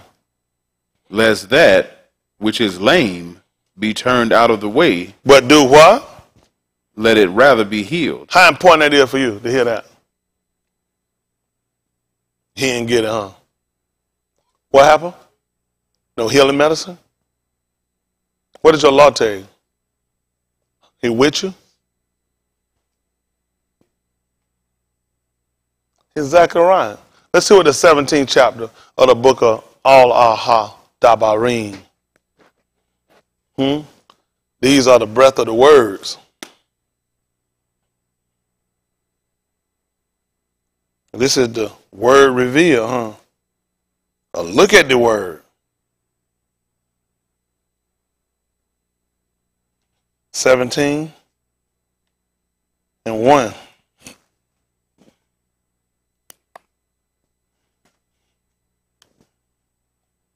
Listen to the book. Thou shalt not sacrifice unto Yahuwah thy Elohim What is it? any bullock Or what else? or sheep Or sheep? wherein is blemish, See that? Got a blemish. That's a defect. What happened? or any evil favoredness. See that? Any type of defect. What you think I'm going to do if I sit here and you supposed to be sheep and I know I say you can't lift up your feet? You dragging your leg. Who want to eat that? They got a sheep right here, man. I got this sheep when they eat it. They ain't dragging right here thinking, who want to eat that? Something wrong with it. I don't want it. I don't want it. So you know what he told you? You got to fix that. Because he just told you what happened. It's going to be turned out of the way. See, this is going to throw away a lot of bad doctrine like how the law been done away with. Because that's the only way he told you to do it. To lift up your hands and your feeble knees and make straight path for your feet. It's going to be turned out of the way. He said, rather let it be here. You ain't going to get in like that. You got to fix that. That's what he's trying to tell you. You got to fix it because he ain't going to take it. The Lord done already taught the premise of it. Any defense he catch it, he ain't going to do nothing with it. He's going to turn it out of the way. But they told, only way we learned it was from the law. Like whatsoever things are written aforetime? What was it written for? So what going to happen? I come here dragging the seat trying to make it in. He said, no, you got to fix that.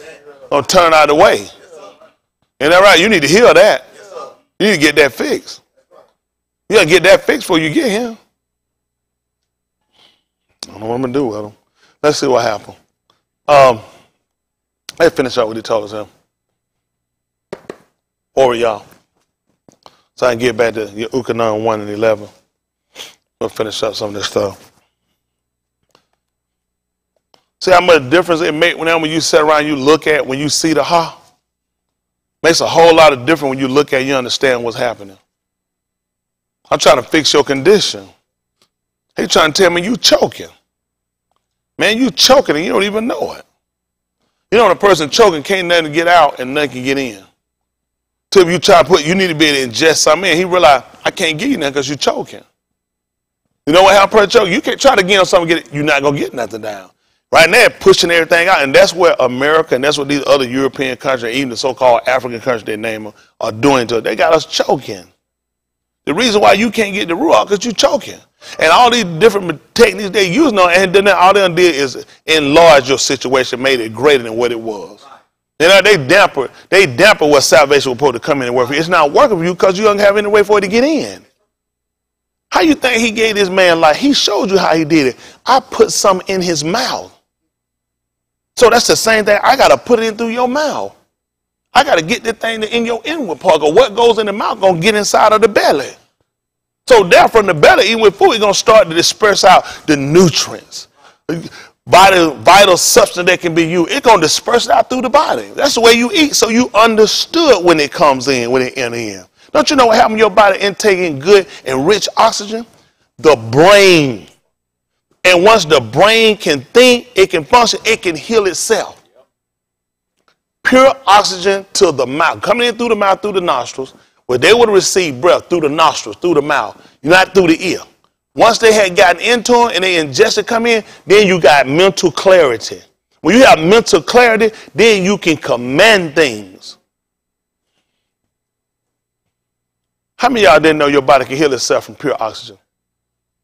Oxygen can heal your body. Oxygen. Call it what it is, breath.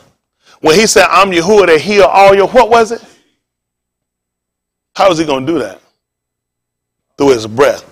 So now we look at how did that breath work. Now we're going to move from just taking it from coming into the mouth, but through the hearing of the ear.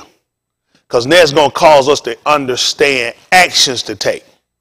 When certain things happen, now he's sending you back to the things that you're going to use, they're going to happen, going to come from here, and it's going to work from down here.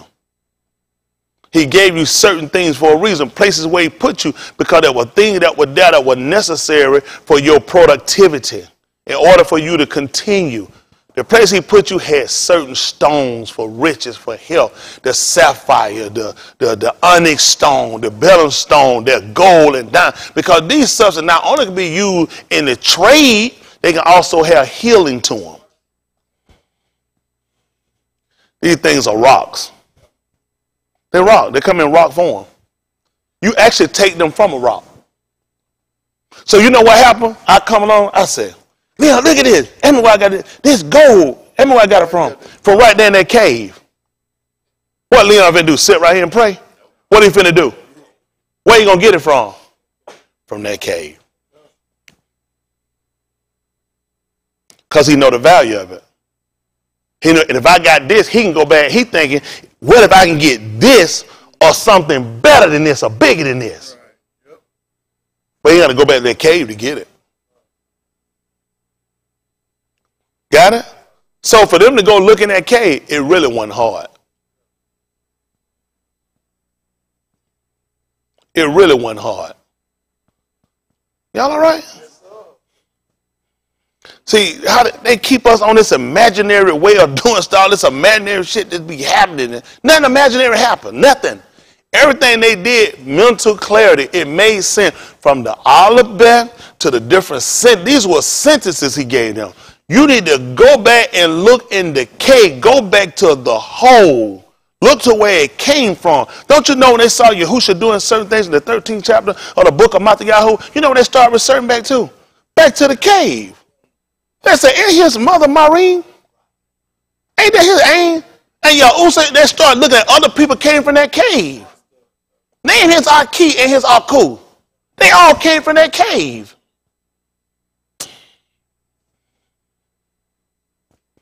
Because you start doing certain things, it's just natural to look at it. Sometimes people say, in the country, people did stuff in the country was a whole lot different than how we do stuff.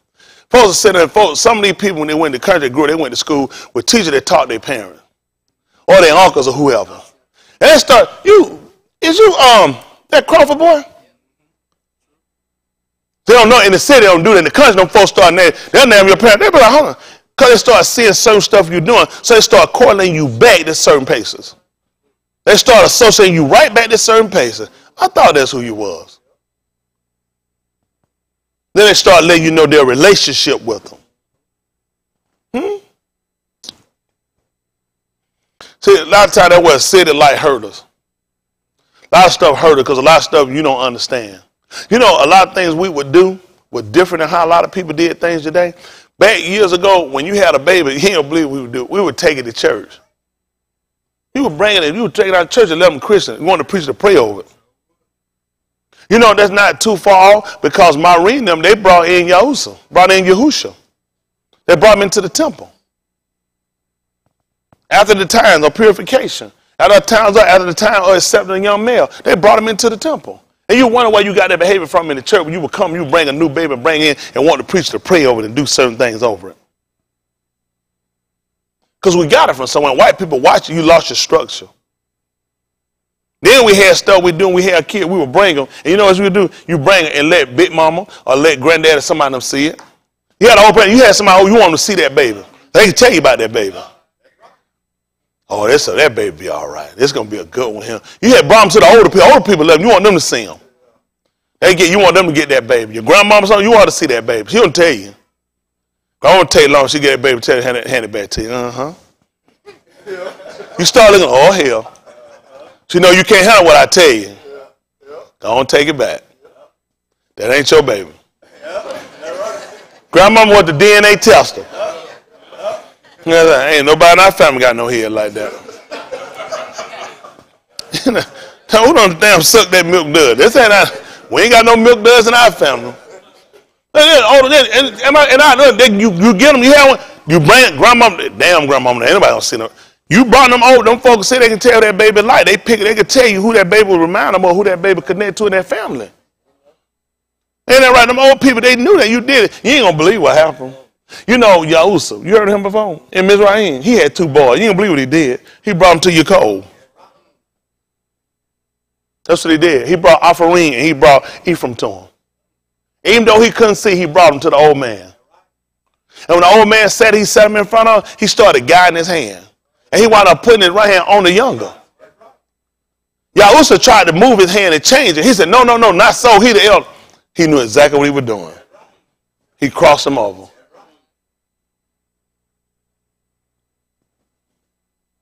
He said, knew Manasseh was going to be the one. That's who you saw. He said, I see it in Apharim. You call him Ephraim. Because he was fruitful. He could see that about him. See, old people had a better eye than what we had. Yasharal fell up on an Apharim.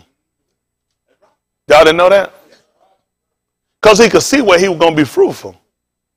He saw that. The older people, see, they don't realize a lot of stuff we do, where you even got it from. White people don't play you like your shit superstitious. That was true. That's what we did. He was in Mizraim, he had been there in Florida. He feel like, shit, man, I'm running. And he went and seen his dad and brought them 2 boys right there for dad to see him. And his daddy had losing his sight. And still he knew how to guide his hand and looked at him. He was like, no, he tried to get his dad's hand. So he said, no, not this. I know what I'm doing. Apharim, he'll be the one that'll rule. Then he touched the other hand on Manasseh. We don't do none of that no more. We don't do that no more. We done got a lot of practicing. Because you smarter, you got degrees now. You can recite, you can do arithmetic, ciphering. You ain't nothing but a Jethro Bodine clapping. That's all you're, a Jethro Bodine. These people done dumbed us down out here. We took away stuff that was culturally how you did stuff. You brought them back to the old people. If your grandparent, you had an older aunt or somebody, you want them to see them.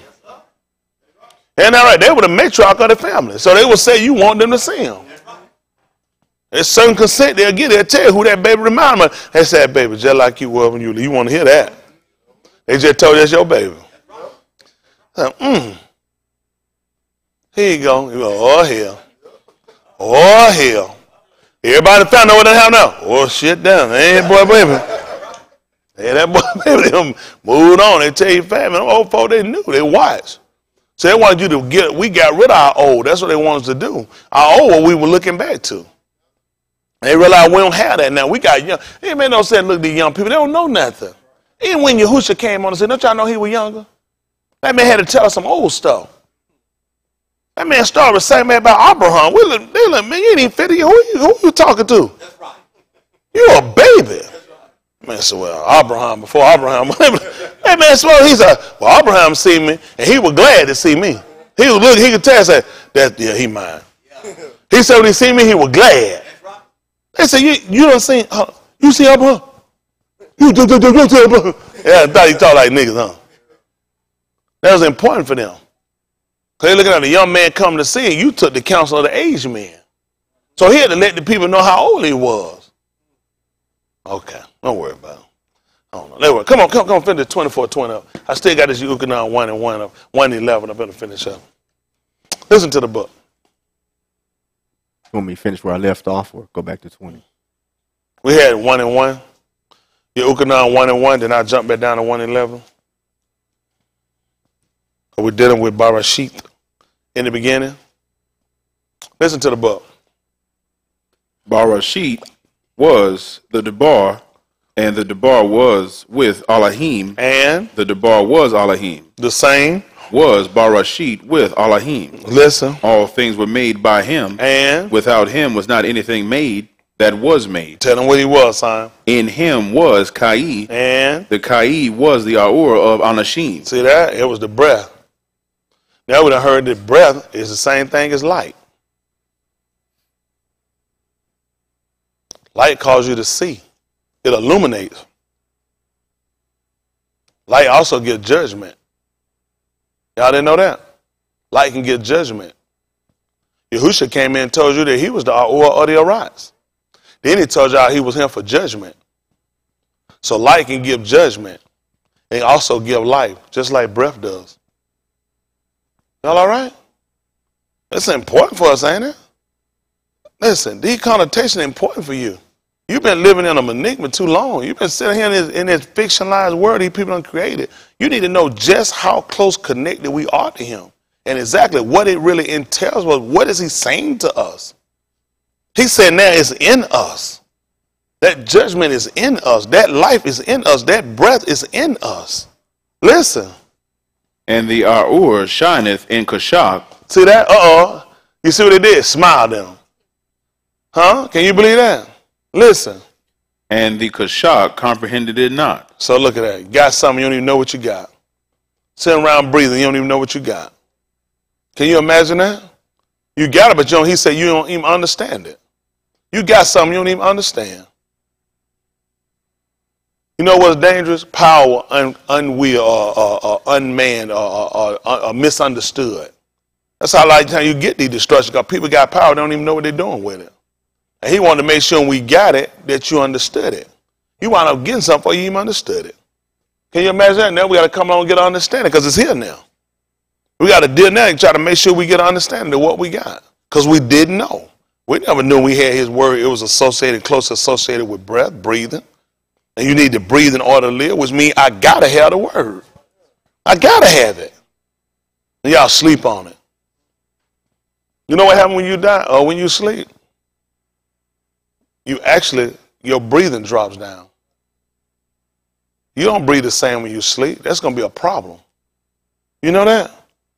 Your breathing decreases because your heart rate drops. And he's looking at you awake and you don't even realize your breathing has subsided. It's died down tremendously. You don't even realize how important it is you to be conscious and you to be taking in and ingesting more to the bar. It's detrimental to you at this point for you not to understand that. The fact that he said you got it and you don't even comprehend it. You don't even understand. You don't even master what you have. You have no idea what this man is what he's even instilled in you. Listen. There was a Ish sent from Elohim, whose Shem was Yahukanan. The same came for a witness to bear witness of the Aur, that all Anashim through him might aman. He was not that Aur, but was sent to bear witness of that Aur. Mm-hmm. That was the Amat Aur, which lighteth every Ish that cometh into the Arats. See that? That's how they come in. Everybody come in and got it.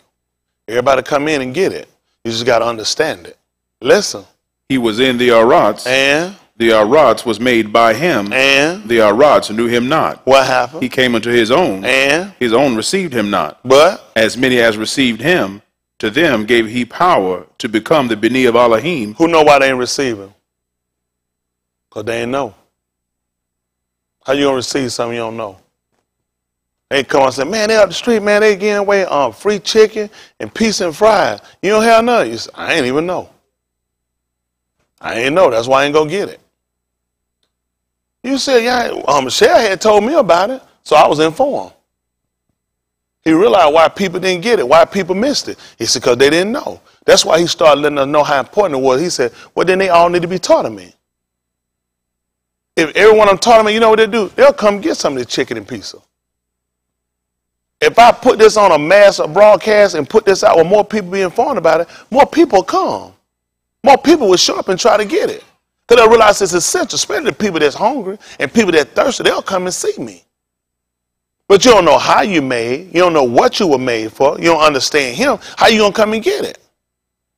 Then you stay in this comfortable position and more detriment been done to you every day. Jump down. What, verse 11? What verse you at? 12. Verse 12. Let's see what it says. Even to them that Ammon on his Shem, which were born not of Dam, nor of the will of the Basar, nor of the will of Ish, but of Elohim. Listen. And the Debar was made Basar, and dwelt among us. How do we see it? And we beheld his kabud, the kabud, as of the only begotten of the Abba. So he had to move from abstract to concrete. Now we move from abstract to concrete. Because he said, now you beheld it. Because you needed some concrete. Now get what he told you to do. Ha! Look, I just revealed it to you. My breath. Because you needed some concrete. You needed some concrete, abstract, what he told you in the beginning. In the beginning was the word. How do I see that? How do I perceive it? I see W-O-R-D just floating around in the air. Abstract. I just got to deal with it as an idea, just a thought in my mind. Until I actually seen the sun, the being. Now I deal with some concrete. Y'all got me? That's how important it is in your Aman, that they call your belief or believing, that you got to have something concrete, because people will come around, they'll try to shake you. People come along and they'll try to cause you to divert. They'll divert. Y'all got me? That's the goal of people. When you don't know, when people get you and they shake you up and say, you believe all that jibber jabber stuff, all in your mind, people just tell, because you don't have nothing concrete. Christians ain't hard to throw. That's why he gave you something you could picture. Then when you start to read, so you can see how things fit. Like the book told you, fitly framed together. How it all connects now. It all makes sense for you now. Right? Verse 90 people, he said, I marvel you so soon remove him that called you into the kind of Yahuwah unto which is not. But there be some and will pervert, cause you to deviate. So now guess what Shaul saw need for to do as with Mushah. Furthermore, you received of us. So you can do what? He's not going to be pleased if I go off to this stuff. He's not going to be pleased if I get off the beaten path. Y'all got me? So that's how important it is for you to be conscious when people try to induce or introduce other doctrines or other ideas or other abstracts. Stuff that's not concrete. Stuff that can't be put there all of a sudden jumped up now. All I look at, what did the people have before? What did they have before? That's why they looked at, he said this was the true Amat that lighted every each that come into the Arat. So every living being has it, they just don't have the comprehension of it. You got me? This is why Yuchanan could testify in the Aleph, Yuchanan the 5th chapter, that we know that he has, what was again? Calm. Because he said he came into the Arat. And that he had given us, we comprehend. We comprehend. We comprehend. And he told her that he was the Amat Elohim. That word that we heard about, which was abstract, just became concrete. So we start to deal with the word I taught you guys, hold on, let me write it already. If I get it wrong. Ain't nothing on my soul. Ain't got nothing to do with my soul.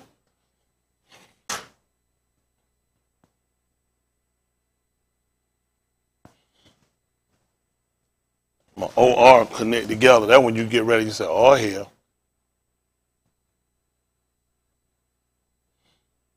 Anthropomorphic.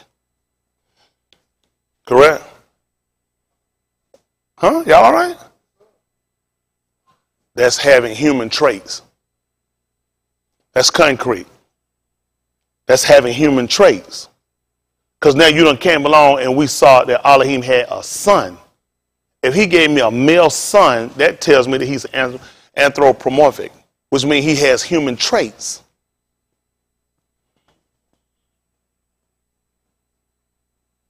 Because I got to see where I connect. How do I connect with a spirit?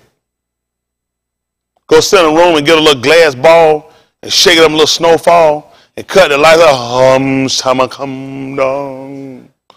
Because they don't understand. It's a human trait. He has human traits. Right? I don't know what I'm going to do with y'all. I try to get y'all every, because these people throw you out. They have you doing some old spiritualist shit and run off in no cabin. This stuff ain't going to do nothing for you. This is a behavior. This is an understanding. This is a behavior. This is a concept you got to grasp. You just can't keep running around letting people just tell you stuff and you just run off with it. You got to understand this concept. He just told you he came and they missed it because they ain't understand. So he said, I'm going to give you what? A ra'ah. Who going to feed you with knowledge and understanding. What he going to feed you with? The ball. He going to give you my breath. You're going to understand this. Oh, no. Oh, no. Y'all out there. Let's see. Let's see what happened. 24. What we left off at? Oriel 24. 25. Let me get it. Oriel Luke, they call it 24-25. I'm sorry, boy, y'all. I just want y'all to really understand what we're doing. Man, we did a lot of stuff and we just ain't understood it. That's dangerous. Can you imagine having every ish that come into the Arats has Elohim in them? He said, well, just the black people. He said he'd do that to everybody that come in the Arats. He said that come in Jerusalem. But the difference is they don't have understanding. That's how important understanding that everybody got the same thing you got. They just don't understand it. Understanding, not having understanding can be that destructive. You know who he said word of being destroyed? I'm going to sit here and don't understand this. Save me now. Ready to go on to heaven. Don't make sense. He said you're not worth understanding. So now I can see how he's going to destroy these people. They got the same thing you got. It's just they don't have an understanding. They don't understand concepts. They don't understand ideas. They don't understand abstracts. They don't understand correlations. That's the only difference at this point, what we're learning. How important it is for you to sit here and to be learned. You got to learn this, people. Otherwise, you're going to miss it. Listen. 24-25, Oriel. Listen to the book. Then he said unto them, O fools, and slow of heart, to believe all that the Nabiim have spoken. See that? Listen what happened. Are not Mashiach to have suffered these things? And the end of well. Into his kabod. And beginning at well. At Moshe. And all the Nabaim. What did he do? He expounded unto them. In all the what? Scripture. Doing what? The things concerning himself. Can you imagine what just happened right now? Everything they just heard, they have no understanding to it. Because you know why? They couldn't understand the concept. It didn't make sense. I need to see it. You heard of hands-on? They've been told all this information and they didn't get it. They didn't get it. You've been told stuff, you don't get it. He just called them a fool. You don't get this? So now I got to show you. Even Daniel told her, but I will, what was it? Show you what's written. That's how important it is. They need to see it. That's right. I need to show you what's written. Huh? And even when you do it, he said, everybody ain't going to hold with me. Everybody not going to stand with me on it. Mm. Y'all have an opportunity, not just somebody just blow a bunch of smoke, but really understand the concept. That's the difference between you and other people out here that don't get it. You got to get an understanding. You're missing something. Whole time we've been saying operating, we've been missing stuff that's been critical to our survival. Okay, listen. And they drew nigh unto the village, whither they went, and he made as though he would have gone further. Yeah. But they constrained him, saying, abide with us, for it is toward evening, and the ewe is far spent. And he went in to tarry with them. That's not why he went in. That is not why he went in there. Why did he go in with them? The law. What did the law say? It said, why should he be as a wayfaring man? The book said, why should he be as one? So he had to stop. He had to go in. So now you just seen the breath having effect, having force. Because he looked like he was going to go on, he was going to keep going. You know what's dangerous? He looked at, he couldn't go past farther he could breathe. You know, you can take flight and you can go, if I take you up high enough, you know you'll stop breathing. You know what happens if you go past where you're supposed to go? You'll stop breathing. He acted like he wasn't go further. He wasn't crazy. He knew how long his breathing tube was. He know good and well, that thing don't go that far. You can go past you want to, you're going to stop breathing. Now, they told him come in and abide with him. It just so happened he prepared a place he can go in. He wasn't going no further than the way he was supposed to go. Because at that point, you stop breathing. These are boundaries set up to keep you. The boss set him up. Do you know how dangerous that was? Hey, he kept going. I'm good. Probably just going to probably do a couple of 100s. Sprint on down. Like some of y'all do more than what you're supposed to be doing. Like a lot of y'all start getting yourself intertwined and have your own mind and have your own ideas. He didn't have it. That's the danger part of what you do. The Lord had already taught him that. So why should you be as a wayfaring man? He realized I can't go no further than this. Isn't that right? Plus they constrained him. They want him to stay here. They would have thought they'd have forced him to do it. This law. That's how I breathe. That's how I live. Huh? He should not live by bread alone, but by every, what was it? Every breath that proceeds out of the mouth of Elohim. Huh? Do y'all understand if we actually got that concept to realize before I make a decision, before I go beyond a situation, is this going to put me where I'm going to stop breathing? How many of y'all good with me if I choke the hell out of you right now? Raise your hand. Why not? Huh? You don't want to die? Anybody got another reason? Huh? Can't breathe.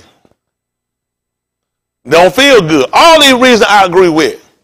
So what can make me smoke a cigarette right now? I got the same reason y'all got why you don't want me to choke the hell out of you. Why am I finna fornicate? Why am I finna commit adultery when it's gonna choke the hell out of me? Why am I finna be right here lying and drinking and homonging? When it's gonna choke the hell out of me, as the figure of speech they say. When it's gonna choke me. It doesn't make sense unless I don't understand the concept. Everything that I do is critical to my living. Hey, but so high you want to go up. All odds in the world won't say. You get up too high, you just, listen, automatic, you're too high. That's what he looked at. I can't go beyond the bar to do less or do more. You know what happened? Not doing it gonna cause me to die. Trying to go further what he told me. All this gonna kill. That's what Balaam told him. So you can give me all the silver and gold you want. I can't go beyond. That's why he stopped Yahushua. He wasn't going nowhere. They could have stayed there and just leaned on that wall and said that. He don't come in. Because he'd get out there and be thinking, man, I'm feeling good. Man, you ain't finna do it. As soon as you do, you're gonna die. You better come on to him. Know what you know now? You could have been sitting there saying, I said, I knew you were coming. So I baked you a cake. Huh?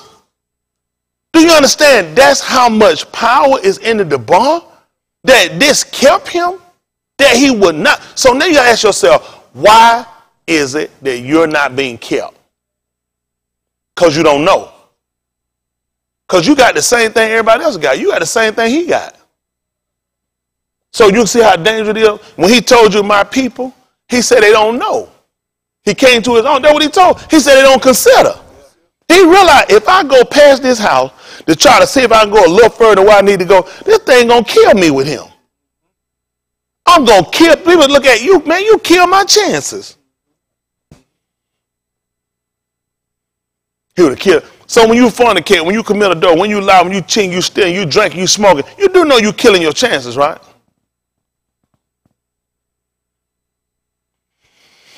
Oh, boy. I don't know. We're in bad shape. If we just really got that concept, I might realize when I'm doing this stuff, I'm killing my chances with him. Come on, fill this up. Listen. And it came to pass, as he sat at meat with them, Yeah. he took Lacom and Barakit and brake and gave to them. And tell them what happened. And their eyes were open. And they did what? Knew him. They just woke up. They just woke up. You know when they woke up? When he sat down, he wrote, that was the same equivalent of what he just did when he spake to them. He just told you how each lived. Not by bread alone, but by what? He just broke bread with them. He just went through the scripture with them. Now things came back to them and it made sense. Because they knew the same information I knew. They knew it, they just didn't comprehend it. They sat here and told you, we got time. I understand time. I know it's the third unit, but it didn't happen. They called them a fool because they didn't understand what they've been reading. They couldn't see it happen. They needed something concrete. It looked more abstract. You weren't there when he was born. You know, they said, who was there when he wrote it? So when he went back over the scripture, guess what he had to do? Every line we cover, that's me. That's me. When I hear, that's me. That's me. That's the way it made sense. He just told you what he just equipped, what he made equivalent to, just like eating bread. You eat to live. Well, he said, this is what you do with the bar. You get it to live. So you need to understand how you live. You need to understand how all this stuff come into contrast. What exactly he's trying to project to you, where I fit in here. Because this is your salvation. All right, come on, finish this up. And he vanished out of their sight. And they said one to another, did not our heart burn within us? Look at that. Then it burned within us. Listen what happened. While he talked with us by the way. And did what? While he opened to us the scriptures. That's what I'm talking about. He revealed to us. He revealed to them the scriptures. Huh? When he went on, he was revealing to them the ha. The ha correlates to a man that's actually looking at a great sight. That's what it refers to. He's trying to get you to look. Look. He's trying to get your attention to look. He wants you to look at this great sight. So when we look at the ha,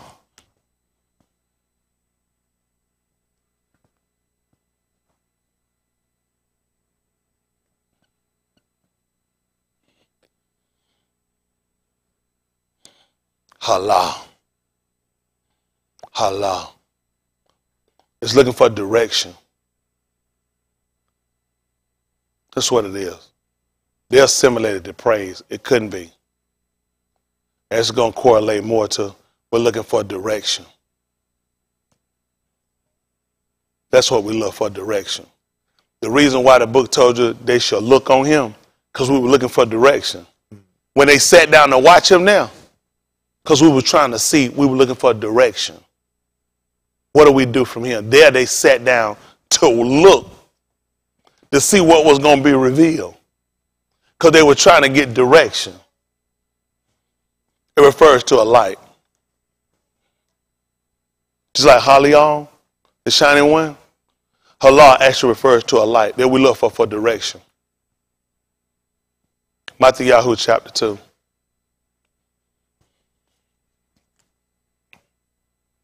I've been putting out a few messages out there. We'll get ready to put them back in the dog. Because these people don't know. It ain't for everybody. That's right.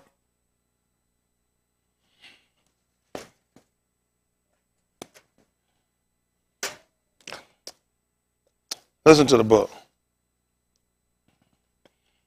Now Yahusha was born in Bethlehem of Yehuda in the Yamim of Herod the Malach. Behold, there came wise Anashim from the east to Jerusalem, saying, where is he that is born Malach of the Yahudim? What they want to know? Where is he that is born Malach of the Yahudim? Why? For we have seen his hukab in the east. They seen his halal. Because that's what led them now. That's what led them now. The light they seen is what led them now. That's what led them now. They're looking for that direction. It gave them direction the way it was. They just told you. They asked where was he, and that was it. Because something led them now. Something led them now. That's why he told you to look. because something was revealed, like Elohim's breath or his word. At the book of EU 29.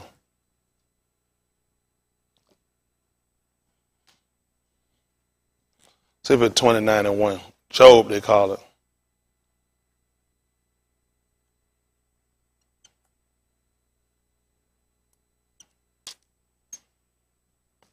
This ain't shouting stuff. They just teach you how it works. That's a big difference on how people had to look at stuff versus what he actually tried to get us to see. Again, we've been dealing with Eastern culture and somebody trying to teach us a Western discipline. That's been our problem. Because we keep trying to reduce them down to what's Western culture for us today. It don't work. He didn't grow up in no Western culture. He grew up in an Eastern culture. We're dealing with Abarim. You dealing with niggas, ER. White slave, decrepit master. They've been trying to teach us about our religion over here and how it work over here. That's why they can tell you it's in Orlando, Florida. Or they can tell you can go to the same mountain right over in Montana. Oh, they do. They'll go to the mountain and tell you it's almost like being with the Lord in Montana. Makes sense. Yet he told Moshe that we were going to worship him at the foot of Mount Sinai. He said, when you brought them out, he said, this is going to be a sign to you. That was a halal. They knew that was direction for them. That's a mountain peak top. So they were looking to it. You know what happened when he said they're going to come and worship him down there? You know why Moshe went up? Because he's seeing a great light.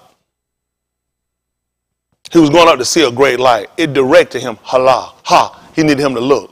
Moshe told you he was going to go up and see it, didn't he? He was going to go up and look because what happened when he went up? It was revealed to him. He got the name.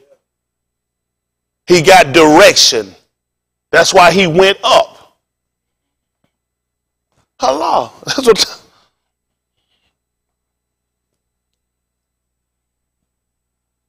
Makes that much difference for us. Listen. Moreover, Ehud continued his mashali and said, What did he say? Oh, that I were in Yarok Pass, as in the Yamim when Elohim preserved me. Well, he said he was in Iraq when? In Yarok Pass, months past. When the Iraq passed? Listen. In the Yamim when Elohim preserved me, when his candle shined upon my head. When his candle shined upon my head? And when his Aur, I walked through Kashab. It was direction for him. See, when it shined on him, what happened? That's how he knew how to walk. That's what Shaul told you. Furthermore, you received of us how you ought to walk. How did he do it? By the candle. And there from Elohim. The book told you that his debar was a light under your feet. It was a lamp under your feet, and it was a light to your path. Already he lit the path up so you knew how to walk. Allah Shemut, chapter 13, verse 19.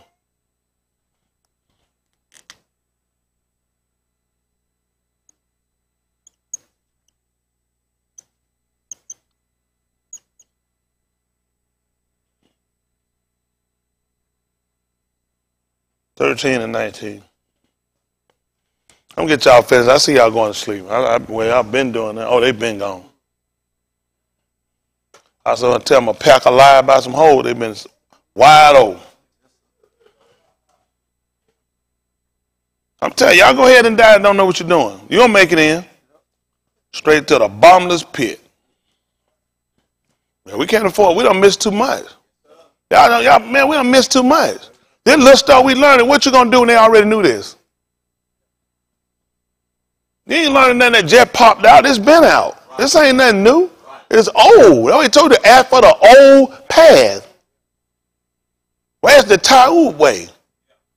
Because it made sense with everything they did. Listen. And Moshe took the bones of Yahusuf with him, for he had straightly sworn the Beni of Yasharal, saying, Elohim will surely visit you. Sworn. You could have used all alpha, sworn, swear, shaba. Those will work too for swear. Sworn. Listen. And ye shall carry up my bones away hence with you. And they took their journey from Succoth and encamped in Atham in the edge of Bamidbar. What happened? And Yahuwah went before them by Yum in a pillar of a cloud to lead them in the Darak, and by night in a pillar of fire to give them a law. See that? How do they know how to walk? So they receive from him how they ought to walk. Tell me how you get out if you got the light showing you the path. How you get off? Huh? Then he told her that's what the word was. There was a light to your feet and there was a lamp to your path. That's why it don't make sense when y'all sit around and you commit sin. Not when you got the debar. Because all you got to look and see, can you breathe while you're doing that? It's that close connected to your life and your being, folks. This is just dangerous. Tell me how you get off when the light shining showing you where to walk. How do you get off from that? It's bad. This is bad for us. It's bad for us because he's making it real simple for us to realize it makes no sense for to be sitting around erring. Not when you got the light. Even when it was darkness, he sat there and he showed them which way to go. You couldn't use it with dark. He showed them direction. So we start looking at halal, we're looking at direction. We're looking at a light to give us direction. Only thing for us to do is to look at the word. Are y'all all right? Pick up that 12 and 3, Abarim. Try to get ready and get y'all finished. We kind of.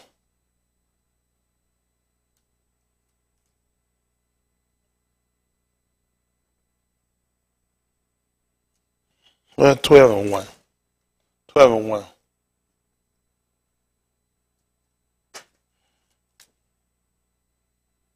Listen to the book.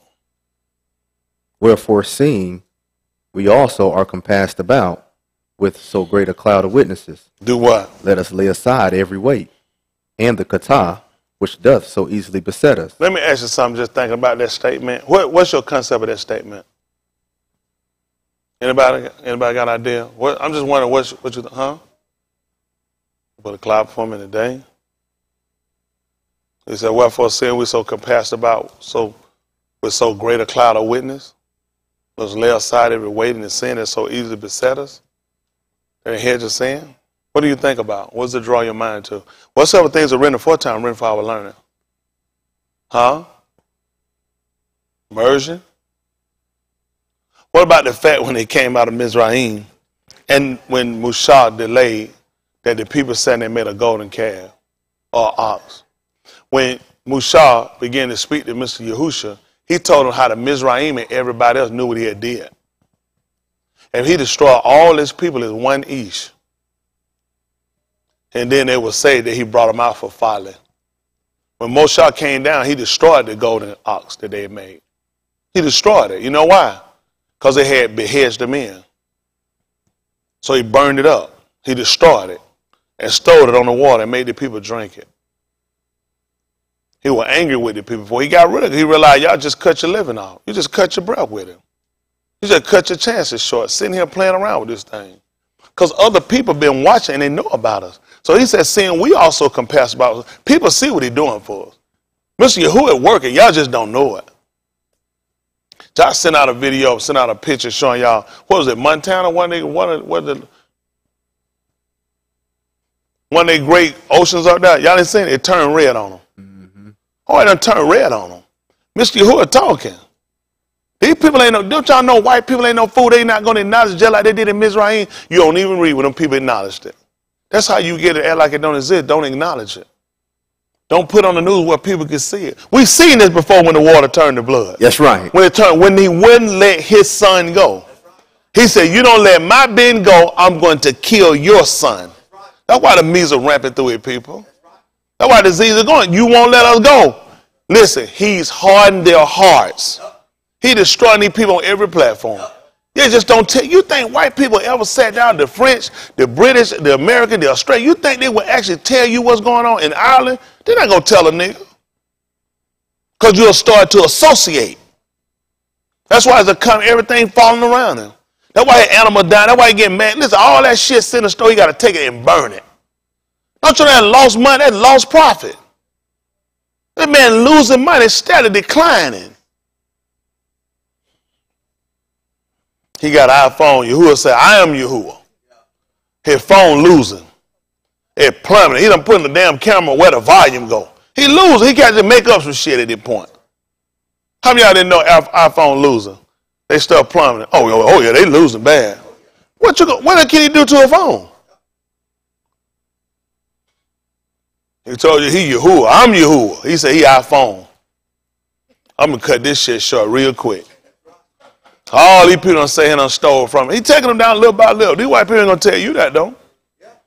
They're not going to tell you. You think white people going to, you will empower yourself. When you start looking at what's the cause of this stuff. Locusts invading these people. You think they tell you that locusts invading these people? These people countries are being invaded with locusts. Listen, they're all in their houses. These people that had frogs coming out the water that been going through some of these cities. They won't tell you about it. I ain't never heard of that before where frogs done came out the water and started getting in people's houses. Never heard it before, Ryan. I ain't never heard of water turning red. Never heard it before. First time I ever heard it. Never heard about locusts coming in on these people. Never heard about their cattle being killed from diseases. He done all this before. Yeah. Right. He'll go to church tomorrow, and that no good nigga preacher won't tell these people the truth. He will not get these people country realize, Mr. Yahuwah is angry with this man. He defensive now. He not strong. He don't play. Listen, he got to get a bunch of people, burn them up and run out and get you to become afraid of him. He don't have the strength he done told everybody he got. He don't have it. You know we done found about all these good parades they have? Rush everybody come out and show all their military might and have these big parades. You know what we found about these folks? Shells. Yeah. Number big empty shells. Parade of shell ain't shit in them. They all been busted on it. They come and do a big military parade. Everybody start showing out all their armory. They done found out all that shit is empty. Hell, you hold on some nuclear power for no 100 no years for. Telling nothing but lies. The only nuclear energy they got is on a battery. Duracell energized and ever ready got it. These people just tell you anything, make a fool. You believe in these people greater than what they are. They know they ain't shit. These people know they ain't shit. When you ever seen shit run around holler, I'm sugar? Shit, no, it ain't sugar. And they know they ain't shit.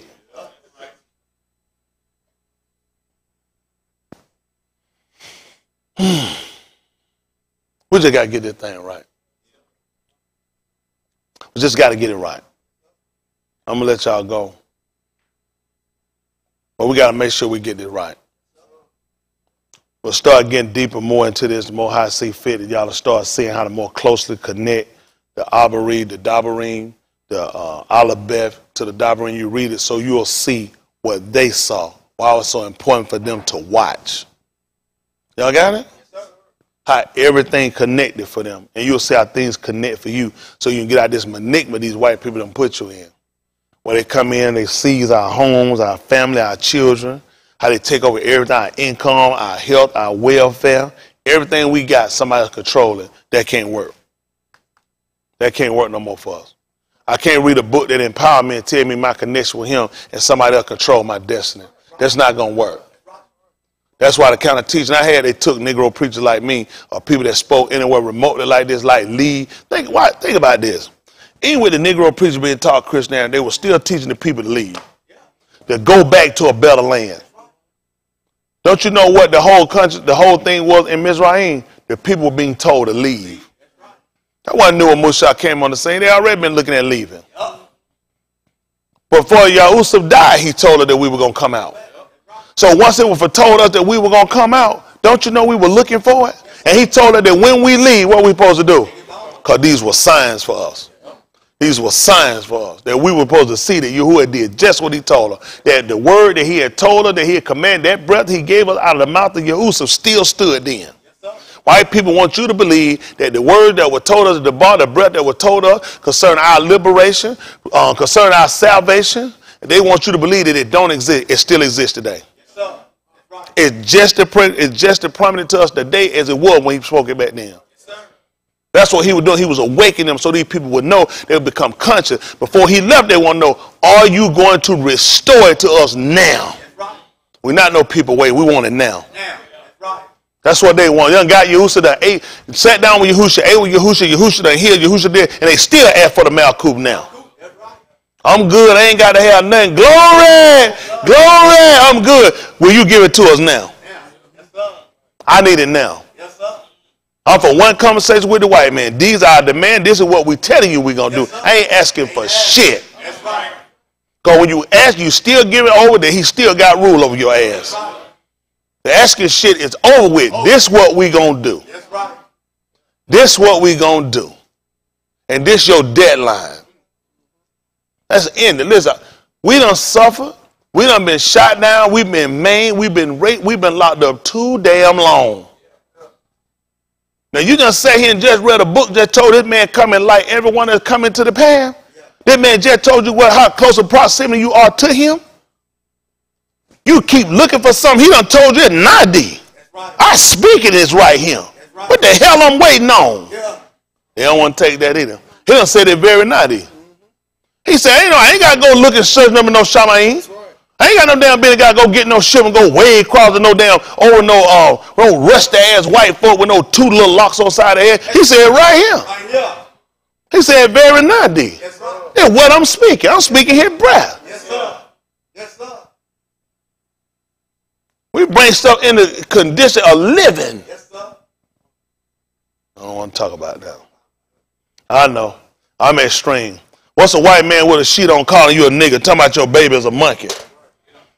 What's a white man with a bald head, with a shirt and got a Nazis damn symbol on his arm, talking about killing your black head? That's extreme. Yeah. I just kicked in down protection mode. That's right.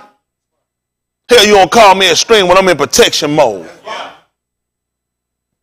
I ain't started shit. He started that shit. That's right. And I'm saying stop it. Yep. Huh? Yes, sir. They're frustrated. Sit around and teasing your ass got still go back to where you still got to suffer, you still got to be without, and you still got to set the mercy of these people. You can run your mouth all you want to. You know you less than a man when that man run up on your ass with his uniform. The whole thing, the whole idea, the whole ideology of what he put on is to bring and intimidate and bring fear. Tell me how many police you seen with a white suit on. Why they put on black? Because it intimidates. So what you think when they see me? I intimidate. Don't let anybody make no fool out you. What color their gun? White and black. Because it intimidates. He know what he doing. Huh? And he know what come out of it golden. He made Brad Bullet look like gold. He know what come out of my mouth is golden. Yeah. White man done paid you for a damn fool. Even with all that black, he got something shining over his heart. Because he know I shine. Right from the Lord. Everything he done got, your book done told you to be encircled and been fast about. And where to put your weapon. That's where he get it from, watching you. You done gave up all your good and they done took it from you and he done used it against you. And now I try to get you conscious I'm the extremist. I'll take that. I say like Trump said, I'll take that, put it on me. I'm going to shut it down and you can blame me for it. Because I want a wall. I want a wall. I want to keep the terrorists out. Huh? I want to keep the pharmaceutical, I want to keep the drug dealers out. These people are bringing drugs in here and they're killing our people. We need a wall. They don't like that, do they? I vote for the wall. We need a wall. We need security. Every country needs it. Every nation needs it. We need a wall. That's good.